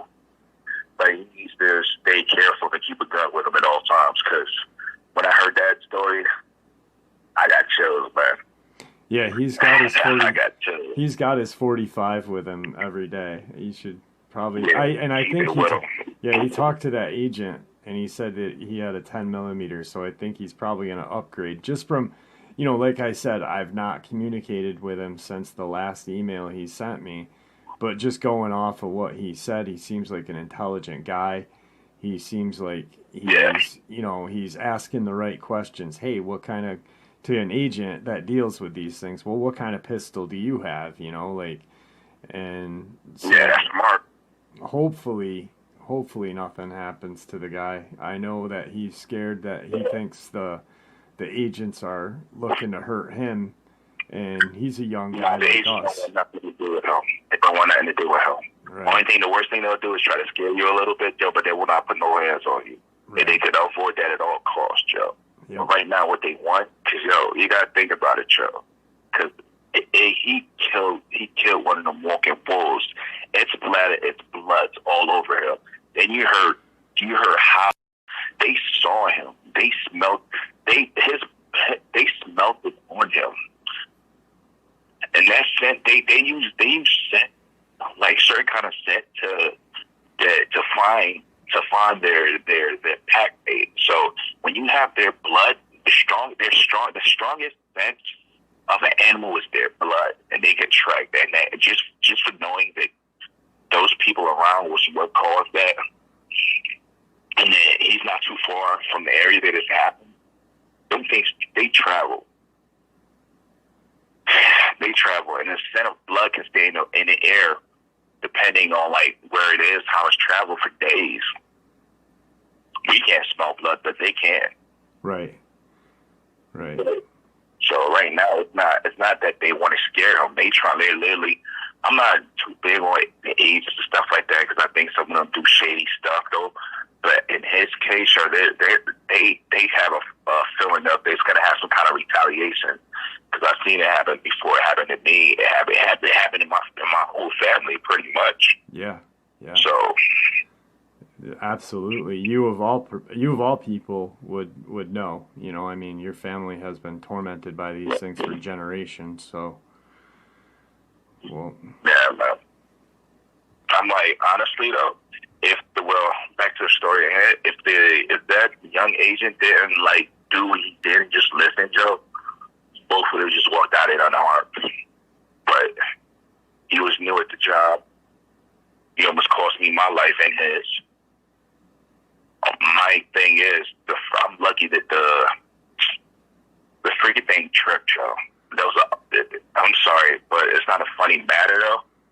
Being shot, it's twice, and just seeing something that's supposedly charging you just suddenly falls and start tumbling towards you. But I think it was like some kind of like one of the roots were up from where it was running. Right. So it just tumbled over. Yeah, it tumbled over. It was comical, man. One day, when I do look back at it, I will laugh, but not right now because it hurts like hell. So, how long does the doctor say that you'll be down and out? Honestly, I'm supposed to be out for like at least about a month and a half, but I think I'll be well back in it a lot sooner because I'm stubborn as hell. I don't like being told that I can't do nothing because I'm just going to do it anyway. Yeah, you're definitely. So, Just from the little bit of time that I've known you, I know that you're not out for the count. You need a little break, and then you're gonna go back swinging. yeah, full swinging. But I'm gonna try it. Once I get like up to it, I'm gonna start sending out the trail cams. But I'm gonna keep it away from the area because supposedly they're earlier supposed to be like top secret and shit like that. So another thing is, they have some kind of disruptor up. Like every time I try to take an image or something, I don't know. It doesn't capture the image. I don't know what the hell's going on, but I'm figuring that they got some kind of disruptor up, signal interference or something. Huh? That's crazy. Just so you can't take pictures or communicate. Yeah, that's weird. Yeah, I can take the pictures. I just can't send them. Right. So, I really appreciate you contacting me. I'm sorry that I really felt bad at 3 because I was like, oh man, I have this thing to do. And then I was like, 4, I was really worried about you at 4 when I texted you. And then I gave you a call and I didn't hear from you. I was like, I hope he's okay. I really do. You know. And, that was alright. I took my medicine. It had me sleeping like a baby. I'm sorry, but I woke up like, oh shit. I was supposed to do it to you like about a few hours ago. Oh, it's fine. I was just worried about your physical well-being, you know. So, I mean, an interview can wait. So, well, all right, brother. Let me tell you one thing. They gave me a wheelchair. They're fun, aren't they? They're fun. Ask my wife if I'm using that wheelchair. Huh. That shit's sitting in the corner somewhere. Like, Yeah. I'm not. Oh, you gotta take it easy. You don't want to tear your stitches. I'm like, yo, I've been stitched up before. This ain't nothing new to me. The last time I got shot is when I first got a gun. I shot myself in the foot. That shit was funny. That shit was funny. That shit hurt like hell, but I was laughing. But they was like, how the hell you shoot yourself in the foot? Yeah. So, I'm glad you're doing good. You've got my number. We've got emails. Thank your wife, please, for reaching out to me and letting us know everything. When I got the email, I was shocked. I was just like, what the hell is going on, you know? And I'm just so glad that we knew you were okay at the end of it all. And so... I know you're right. I was like thinking to myself, I was like, damn, definitely. I was like, damn, this man came through out of trouble, yo. He always get. I was like, oh my God, this shit follows me everywhere I go, man. Yeah, none of it made sense. Like, she reached out to me and it was a text or an email. I'm not really sure. I think it was a text just saying, this is Luke's wife. Don't call him. I've got to turn his phone over to him. He's in the hospital. I'll email you something. I'll email you more news later. And I'm just like, what the is going on? Like, just like, holy cow. Yeah, that thing threw me for a loop. So it was like, yo, another thing that you just brought up, yo. When I talked to the guy, none of them asked for my phone. Somebody else asked for the phone. And I don't know who it was because he swore up and down it wasn't his guys. Wow. Probably someone. Yeah, the only place he went. So, did you get the pictures that I sent you? I got the picture of the den.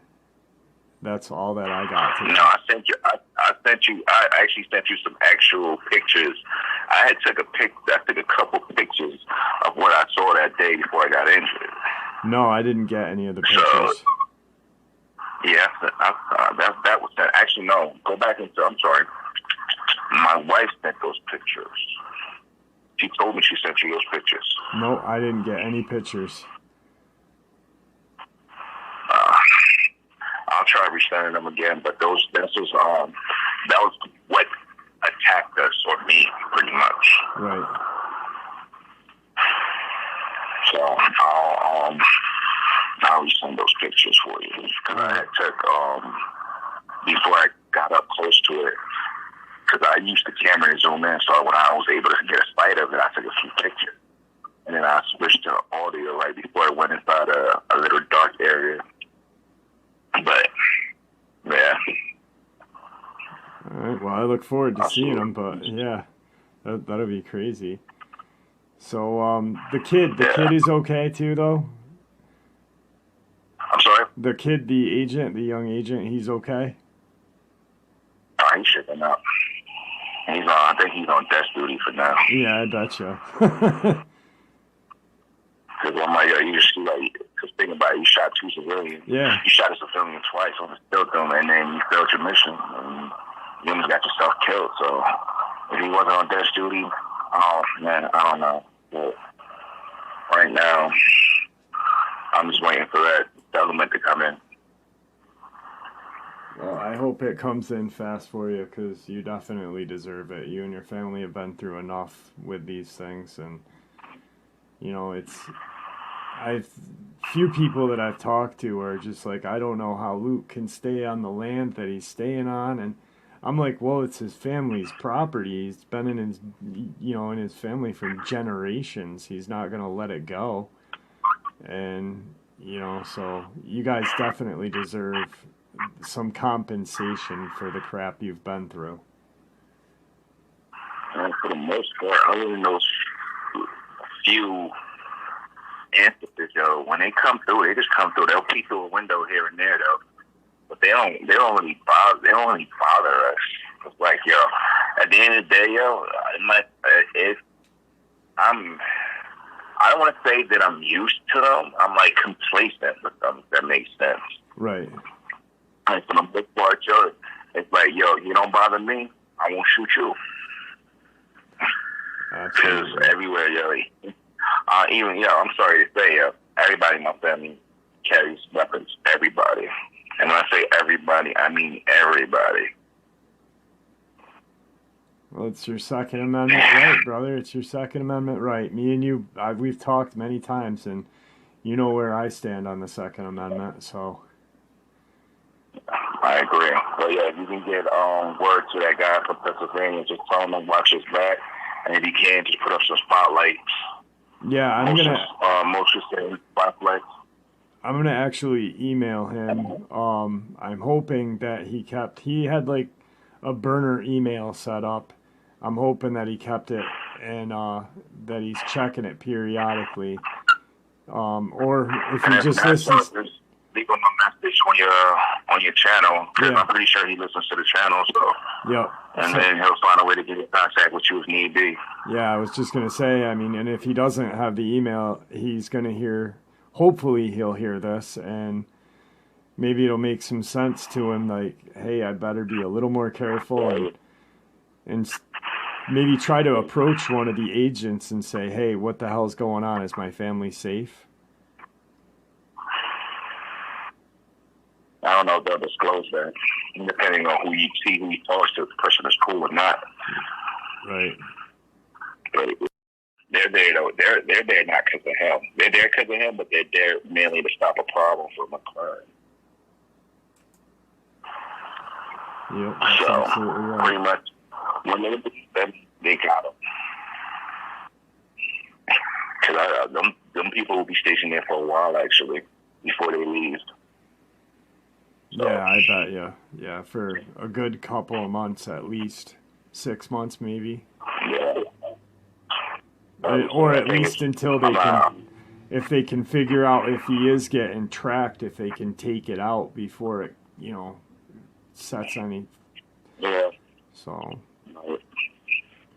Well, all right, brother. I'm running out of time on recording, and I want to get you to get some rest. Luke, it's always a pleasure having you on the channel. Thank you, guys. It's a pleasure just shooting the shit with you, so yeah. You're going to be in my prayers, and I'm probably 14,000 other people's prayers. So I appreciate it, guys. Thank you, every one of y'all. All right, brother. Well, I'm going to say goodnight to you, and if you need anything, give me a holler or send me an email, all right? Yeah, once I get everything up and going with these trail cams and then my trip here, I'll definitely keep y'all posted. Definitely. Just All right. Please don't send the pictures either.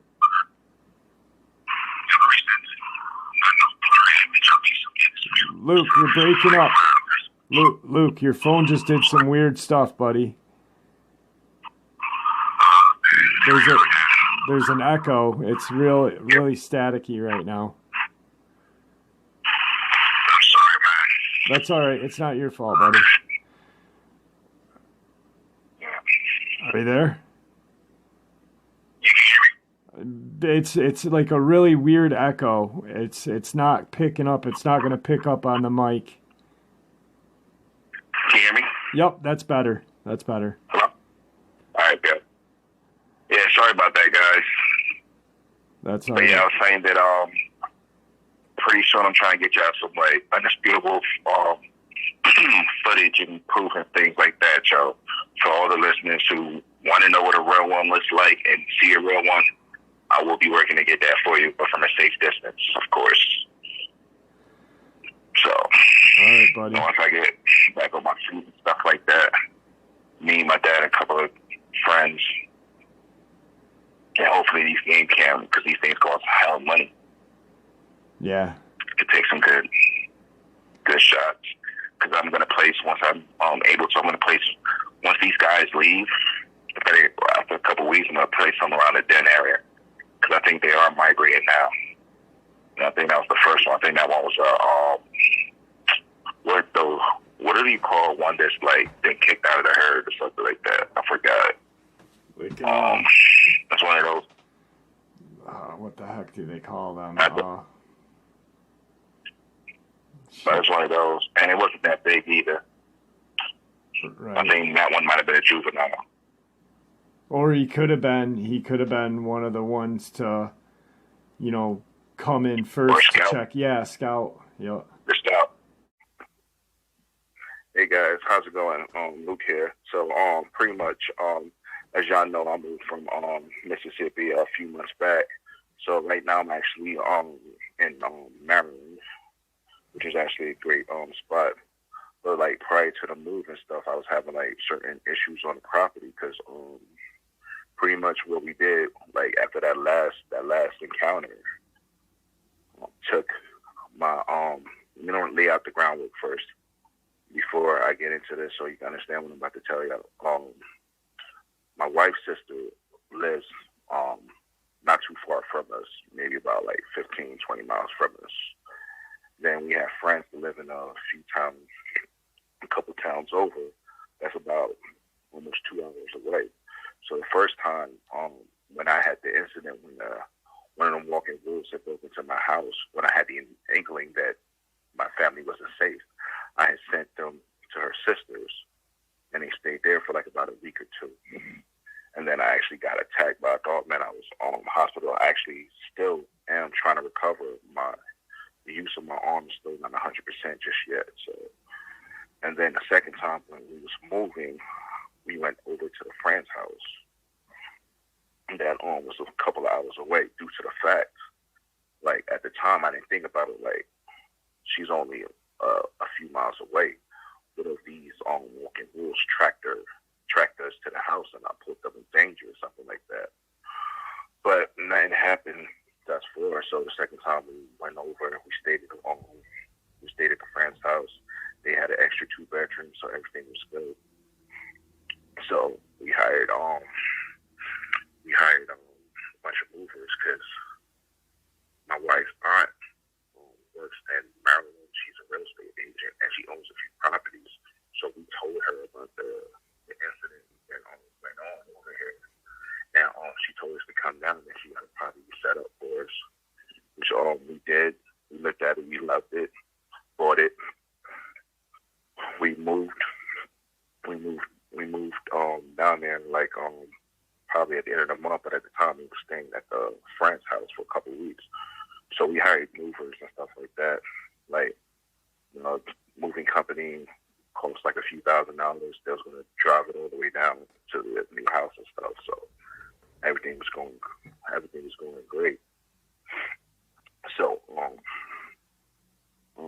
when he was moving the stuff, I gave him specific instructions like, I don't care how long this takes, though, but I do not want you here past a certain time. There's a bunch of wild, dangerous animals out here, and I don't want y'all ever to get hurt.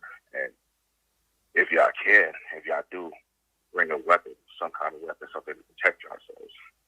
So you know how people are when you tell them something like that, they look at you like you're crazy or this, that, and the third. And so everything got moved, things, that, and the third. So as that was happening, like everything got moved, everything was clear from the house. I was at the friend's house, so I was having like, this was like maybe a couple of days later after everything was like moved down to the new location and stuff like that. I received a phone call from this kid. He was one of those. He was actually the kid who was on my property that day when I got injured, and like he was telling me like a whole bunch of stuff that was going on. That the reason why those Dogman was over there is because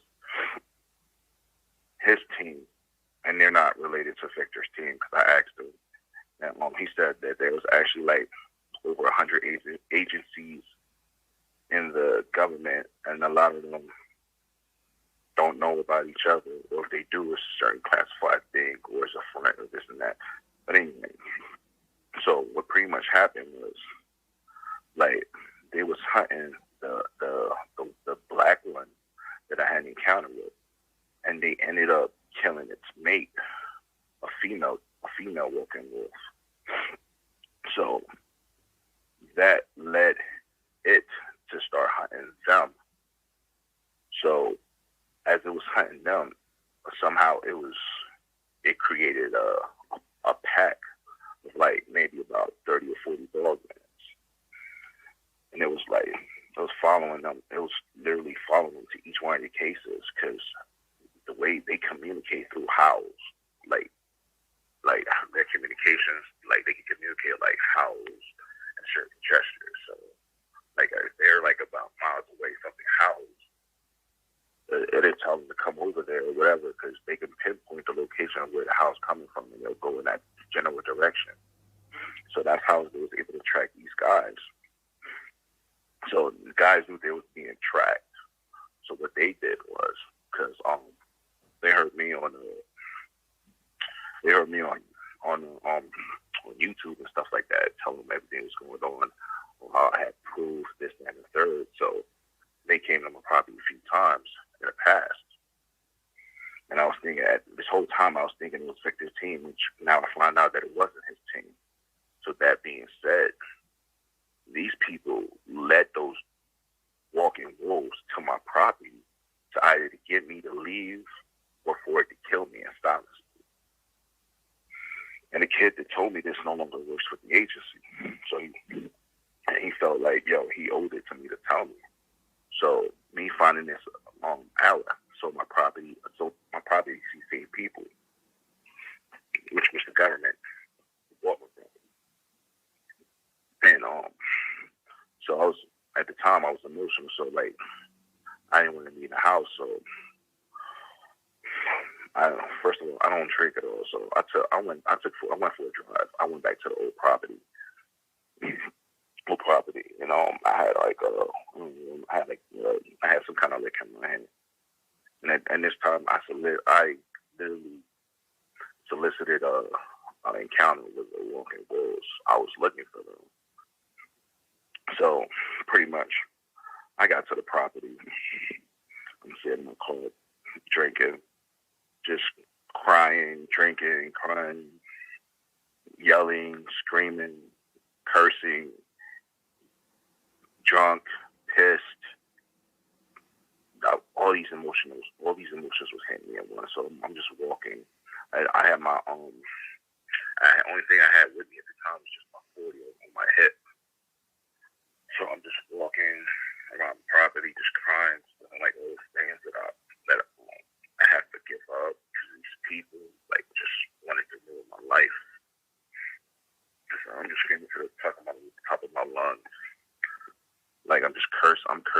fools. Like, yo, so not knowing that I was being watched by one of these fools. So I'm like about, give or take, I'm walking quite a bit away from my truck. I'm about, give or take, about 100 yards away from my truck. And as I looked at the wood line, I see the red eyes. So as I'm like trying to turn around and make it back to my truck, I trip. And from the wood line, it jumps from the wood line about a good, maybe about 20, 30 feet, 2 jumps. And it was standing about a good like 15 feet away from me. So I'm like, at the time I stood up like, I didn't know what to do. I'm like, yo, this thing that I have is not going to do anything to it. And honestly, I purposely just stupidly just put myself in the position that I was in. So as I did that, I'm just standing there like seeing what it was going to do next. It growls, and then like a couple of more things came out. Like a good, maybe, I think I could count like 8 to 12 of them. It was literally just had me surrounded. And I just had my flashback, like back when I was like in my 20s. But at this time, I didn't have my friend to come protect me. So, and I was like, yo, these things are ready to kill me. And I'm like, yo, I can't believe how I could be so stupid. So, like, I didn't want to get eaten alive, yo. I didn't want to die that way. So, honestly, I made the choice, yo. Like, yo, I was going to kill myself before they had a chance to kill me. Hold on a second. The only thing that I could do at the moment is, like, I have my handgun on my hip, so I take it and I'll slowly just pull it together. Because I already figured I was going to die anyway. The worst thing to die is I was getting eaten alive. So as I was slowly lifting it to myself, this thing roars at me, which caused me to drop the gun. And then it took a few steps forward. And and looked down at me like, I don't know, like I like you infuriated him. Like, what are you doing? And then I swallowed myself. So it sniffed it. It grinned. And I'm like, my eyes, at the time, my eyes was closed, just like waiting to just be, like, I guess being killed or whatever. Like, I'm praying that it would be quick. So, like, a few seconds goes by. Like, I didn't feel nothing. So I slowly opened my eyes. Quick as they was there, they was gone. So, and I'm right now, I'm pissed drunk. And I'm not able to drive back. So I'm calling my friend to come get me, tell me where I was at. So it took me about like a couple of hours to get to me. So I had to go home, took a shower. Like I didn't let he asked me what went on. I told him, and I told him not to tell me. So I took a shower. I avoided them because they were asleep though, so I didn't really have to do too much. So I went to sleep. So the next day, I was about, at the end of that month, we actually flew down to Maryland. Luke, So, your volume went low real quick. Your volume went real low. I can't hear you, buddy. I'm sorry, can you hear me now? Yeah, perfect. All right, good. So I was saying that so we flew down to Maryland and stuff like that. So we got our stuff unsettled, unpacked and things like that. Because the way how we paid the movers, we paid them half, and we paid them the other half when the job was complete. So like I realized that not all the movers were there and stuff like that. So those 2 guys was missing. So I was like, what happened to the other guys? He's like, they're not coming back. They don't want to come back. So I asked what happened. Well, the story was from them was that they was moving the final things. So half of the team already left. It was like, I think it was 2 of them that was left. And they was trying to move the final things because they were trying to get it done so they wanted to come back in the morning. And nighttime caught them there. So they started hearing things coming from the wood line, like noises and stuff like that. So he was like, they didn't think nothing of it. So then they saw like some glowing orange amber looking eyes or whatever. And as they was trying to focus on it, they made out like a mask. It was like brown with shaggy hair.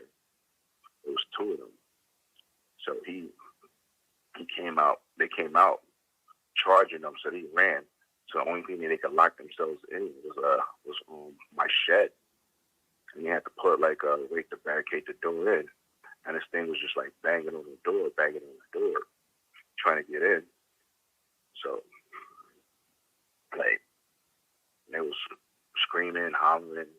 The other one was like, he got his phone out and he called the cops, like told him they'd be attacked by an animal or something. I don't know what he told him.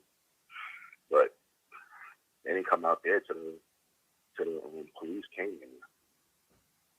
And they hurried up and finished what they was finishing. And they left and it was like, I'm not coming back. So that's what happened with the two movers. And then the reason why my aunt-in-law was able to, well, believe the story that he told her, because she had an encounter about, like, I think like 15, 20 years ago. It was a brief encounter. She was driving home from work. Now, it was late at night. I don't know what road she was coming down, but she said it was a two-way road, just two lanes. And then she was going up this, it's like a little hill. Something crossed the road, and it was like, I was taller than her van because he drove a minivan. Minivan was like maybe about, I think the top of it was like maybe 5 or 6 feet, and it was like way over. She didn't know it was she at the time she thought it was a Bigfoot. But now she's not so sure. After I told her what was going on. So after all of that being said, we unpacked.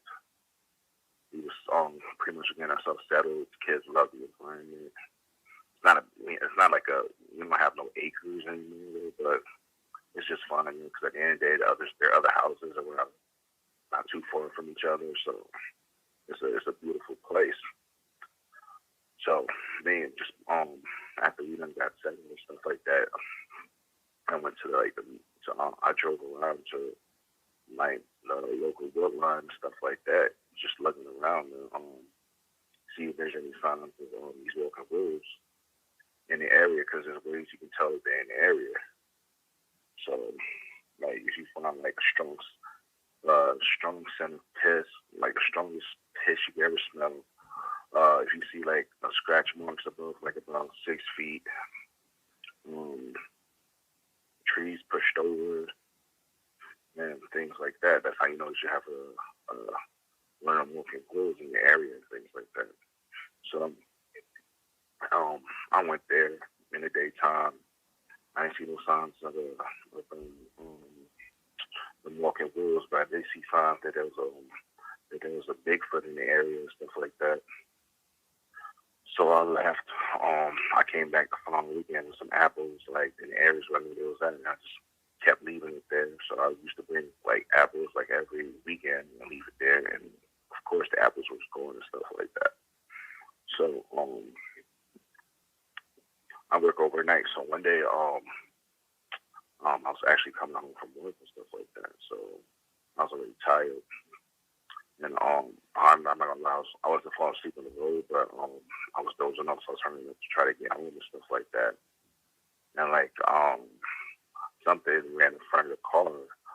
I think it was a doe or something. I wasn't too sure. It wasn't that big, so I didn't think anything of it. So I swerved out the way, and I ended up hitting the guardrail and went my truck went into the ditch at the time. So I actually knocked myself unconscious. So when I came to, I was so sure I was in the ditch. When I came to, my car was on the road, and my car was on the road, and EMT and ambulances was there. So I'm guessing somebody drove by and saw that I had an accident, called the what you call it. But the way that everything looked, like from crime, not the crime scene, the accident scene, is that my car went into that ditch. But how was they able to get my car back out?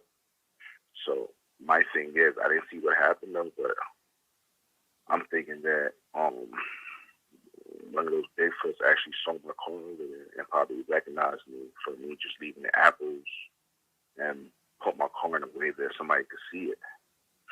Because by the way, my car, when I came to, and everything was said and done, when my car hit that ditch, even it being on all-wheel drive, I wasn't getting out that ditch. So I could, from till today, I still give them apples every weekend and stuff like that. So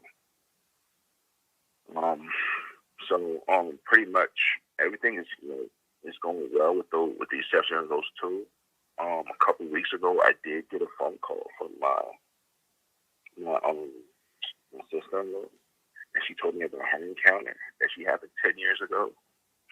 So, 10 years ago, she was with her husband and stuff like that. So she has this. At the time, she had this little, those little Pomeranian dogs, those small toy dogs. Yep. So yeah, so she had one of those dogs. So she used to let it out every night and stuff like that. So every night her dog would be barking like uncontrollably, and she wouldn't know why it was barking. So one night, she let her dog out. Her dog was barking uncontrollably, and then all of a sudden it just stopped barking. As quick as it started barking, it just stopped. So she found it strange. So she was going out there outside looking for her dog. She had her phone in her hand. She was using the light from her phone because she didn't have a flashlight.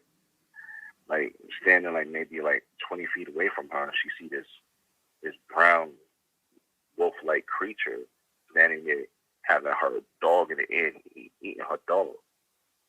She drops her phone and runs in the house screaming like, "Oh my God, what's her name is dead?" And I forgot the name of the dog. It's killing her. It's killing her. So her husband comes out like, "What is it? Is it a bear? What?" Just as a third. So he's like, he get his hands out. He goes out. She's like, "Don't go out there. It'll kill you. It'll kill you." So he goes out there. He sees this thing, yo. The minute he opens that door and sees what he was looking at, he closes that door and just like literally just start crying. Like ever since then, she's seen it, but she never told that story. So now we told her the stuff that was going on our property at the time. So she's actually having visitors at night, like scratching on the sidings, tapping on the window, and she thinks those things are back. So I'm actually gonna go by sometime next week, like probably around Thanksgiving, spend Thanksgiving with them, and try to help them and my pops and see what we could do for them. And because I felt bad, because I felt like I broke them because I was just thinking at the time, I was just thinking about my family, because I forgot that these things could track for a good distance. And like they track my wife, our sisters. So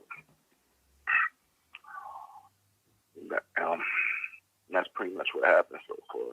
Another thing is, you also brought up about, I heard you talking about the 400 wolves and things like that in Russia and stuff like that. And I figure the reason why they're packing like that is because they can't threaten. Hold on a second. Yep. Yeah, so I heard y'all talking about the 400 wolves in Russia and stuff like that. Your volume again, buddy. So my thing is that can you hear me? Yep. All right. So I heard my thing is that those walking wolves are taking over their territory and things like that, which is making food very scarce for them. So they feel like the best way for them to survive is to pack up. So that's my take on the thing.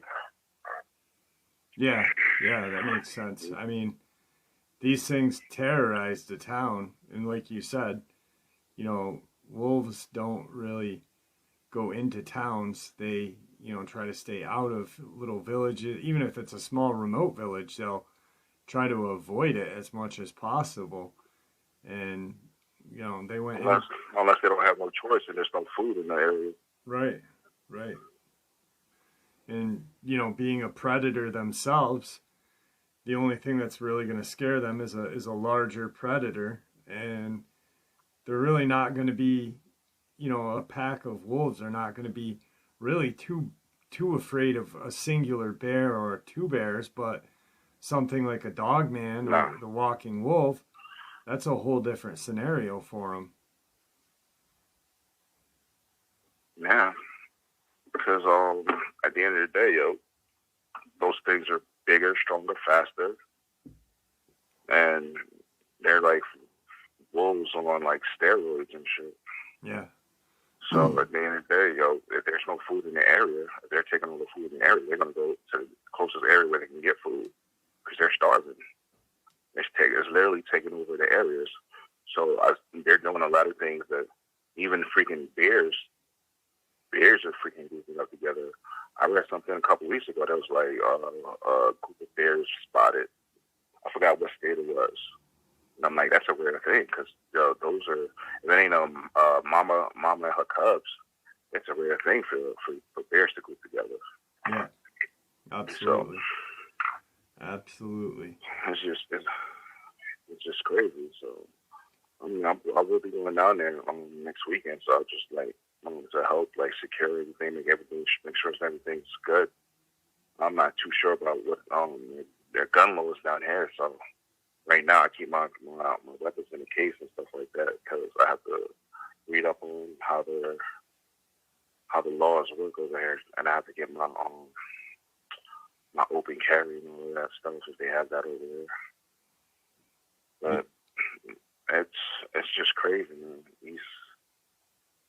These things, they're pissed, man. They're pissed. They're like homie was just talking about, Joe. And then they get messing with them too long, and now they starting to bite back.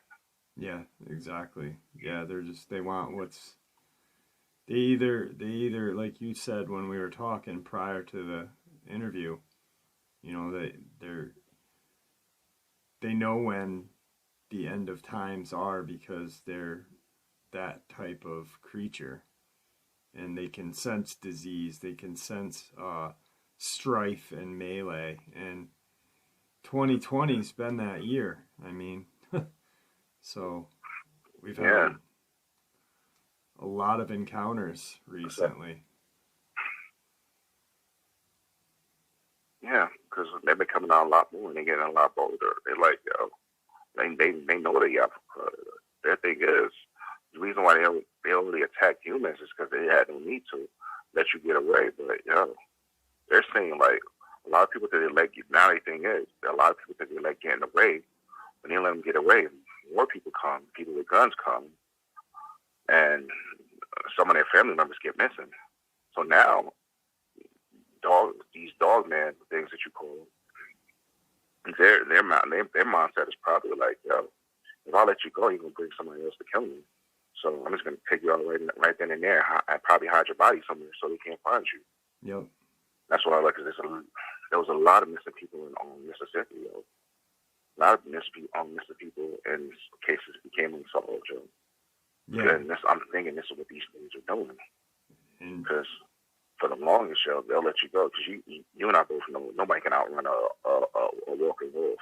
No. Even if you gave you a 100-yard head start, you will not be able to get away from it unless it wants you to. So it's funny how people say, I ran as fast as I could, and this and that, and I was able to get. No, you wasn't able to get away. It'll let you get away. This is an alpha predator. They can jump over 30 feet in the air in a single bound. Yeah. So now they're on. They've been more aggressive than they ever been. My thing is, what I'm questioning is, why was I able to walk away from this last one? Especially that I don't get the demonic one as well. I mean, you've been through. In Taylor, Mississippi is a hot spot and has been for years, and hundreds of years. Yeah, actually, your really. family has been tormented for generations. I mean, your great-grandfather, grandfather, dad, your kids. Right there's 5 generations of your family having to deal with these things, even though the kids, they were around for, the with you getting hurt and shit like that. So it affects them as well.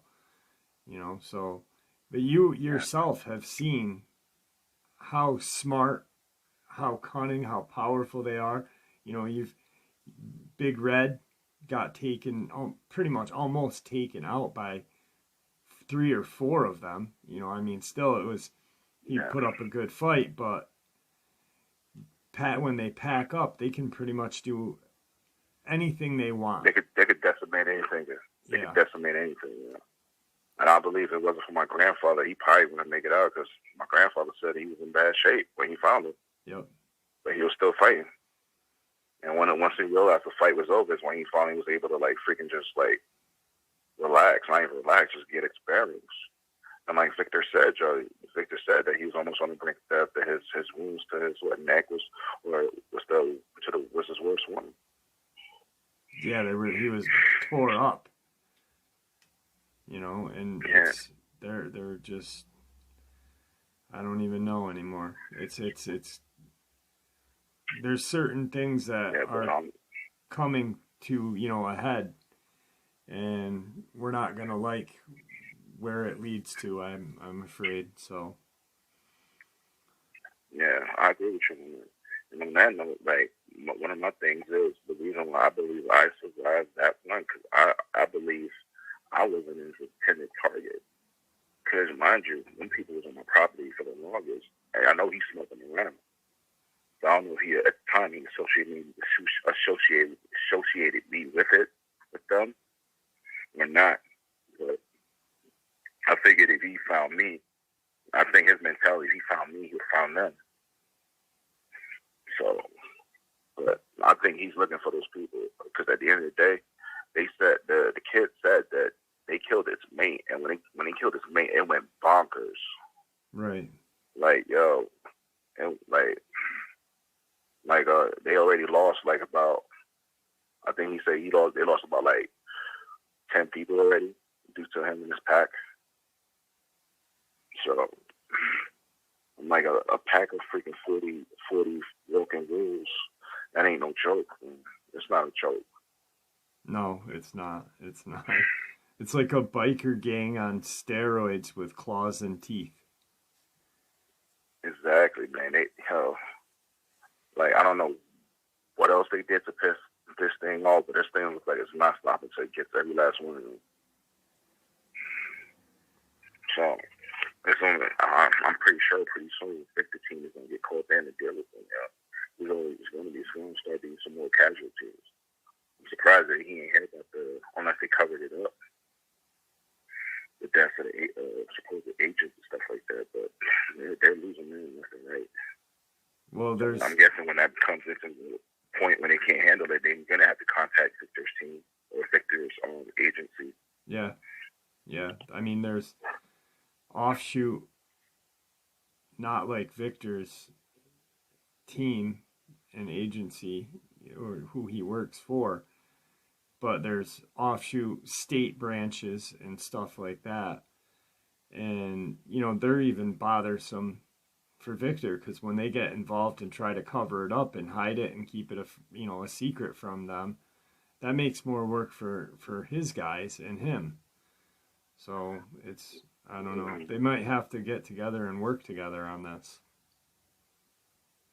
Yeah, they might have to. So hopefully, because I know I read a couple of the comments, people was asking who I sold the property to, are they aware of it? So I pretty much put it out there, Some government official bought my property, the same government official who actually brought these working rules to my property, to either get me to leave or to get me to sell it, bought it from me. They're not going to like that too much if they're listening. But I don't care. Right. They already took everything else from me, Yeah. And your dad is safe. Your dad is with you. Your dad's not down there, in case everybody didn't hear that. Because... Yeah. So that's, you guys got out of there probably in a good time too, because it's just going to come to a head down there, I feel. Yeah, I feel so too. Because I actually got to go back there because, like I said, my sister-in-law was having occurrences that happened in the night. Just started a few weeks ago, so I need to see what that's about, because I'll feel bad if that was because of me, Right, definitely. So we're gonna stay there. We're gonna stay there for that weekend. for the week, actually. So I know, hopefully things will smooth. yeah, I know that you want to be a part of that 3-question, 15-minute thing. So you wanted to be at the tail end. I got a ton of emails. This is just an announcement for everybody so everyone can hear it. I got a ton of emails. I'm going to talk to Victor. I'm going to see, instead of doing one, because we were going to do 8 to 10 people, I think we're going to do a couple shows like that where we have myself, Victor, on the phone, and we call, notify the people we're calling ahead. They can come on and ask 3 questions, and I know you want to be a part of that. So, well, with you, you want to be last or around the last of everything. So that'll be perfect, and maybe you can give us an update on what happened when you went down there as well. Yeah, definitely will. I definitely will. All right. I'm actually going to set up some kind of cameras around my property. Is there anything that you want to say to anybody before we end this interview quick? Yeah, I want to thank everybody because I read the comments, your well wishes, and checking up on me. I am safe. My family's are safe. My family's happy. We actually love the new environment that we're in. It's a change for me, but I think I'm acting pretty well. And who knows? I think pretty soon I'm actually have another Bigfoot friend because I think he saved my life and helped me. Yeah. Yeah. So guys, just stay safe. At the end of the day, like I said before, God gave y'all instincts for a reason. Use it. And also, I think this says was true.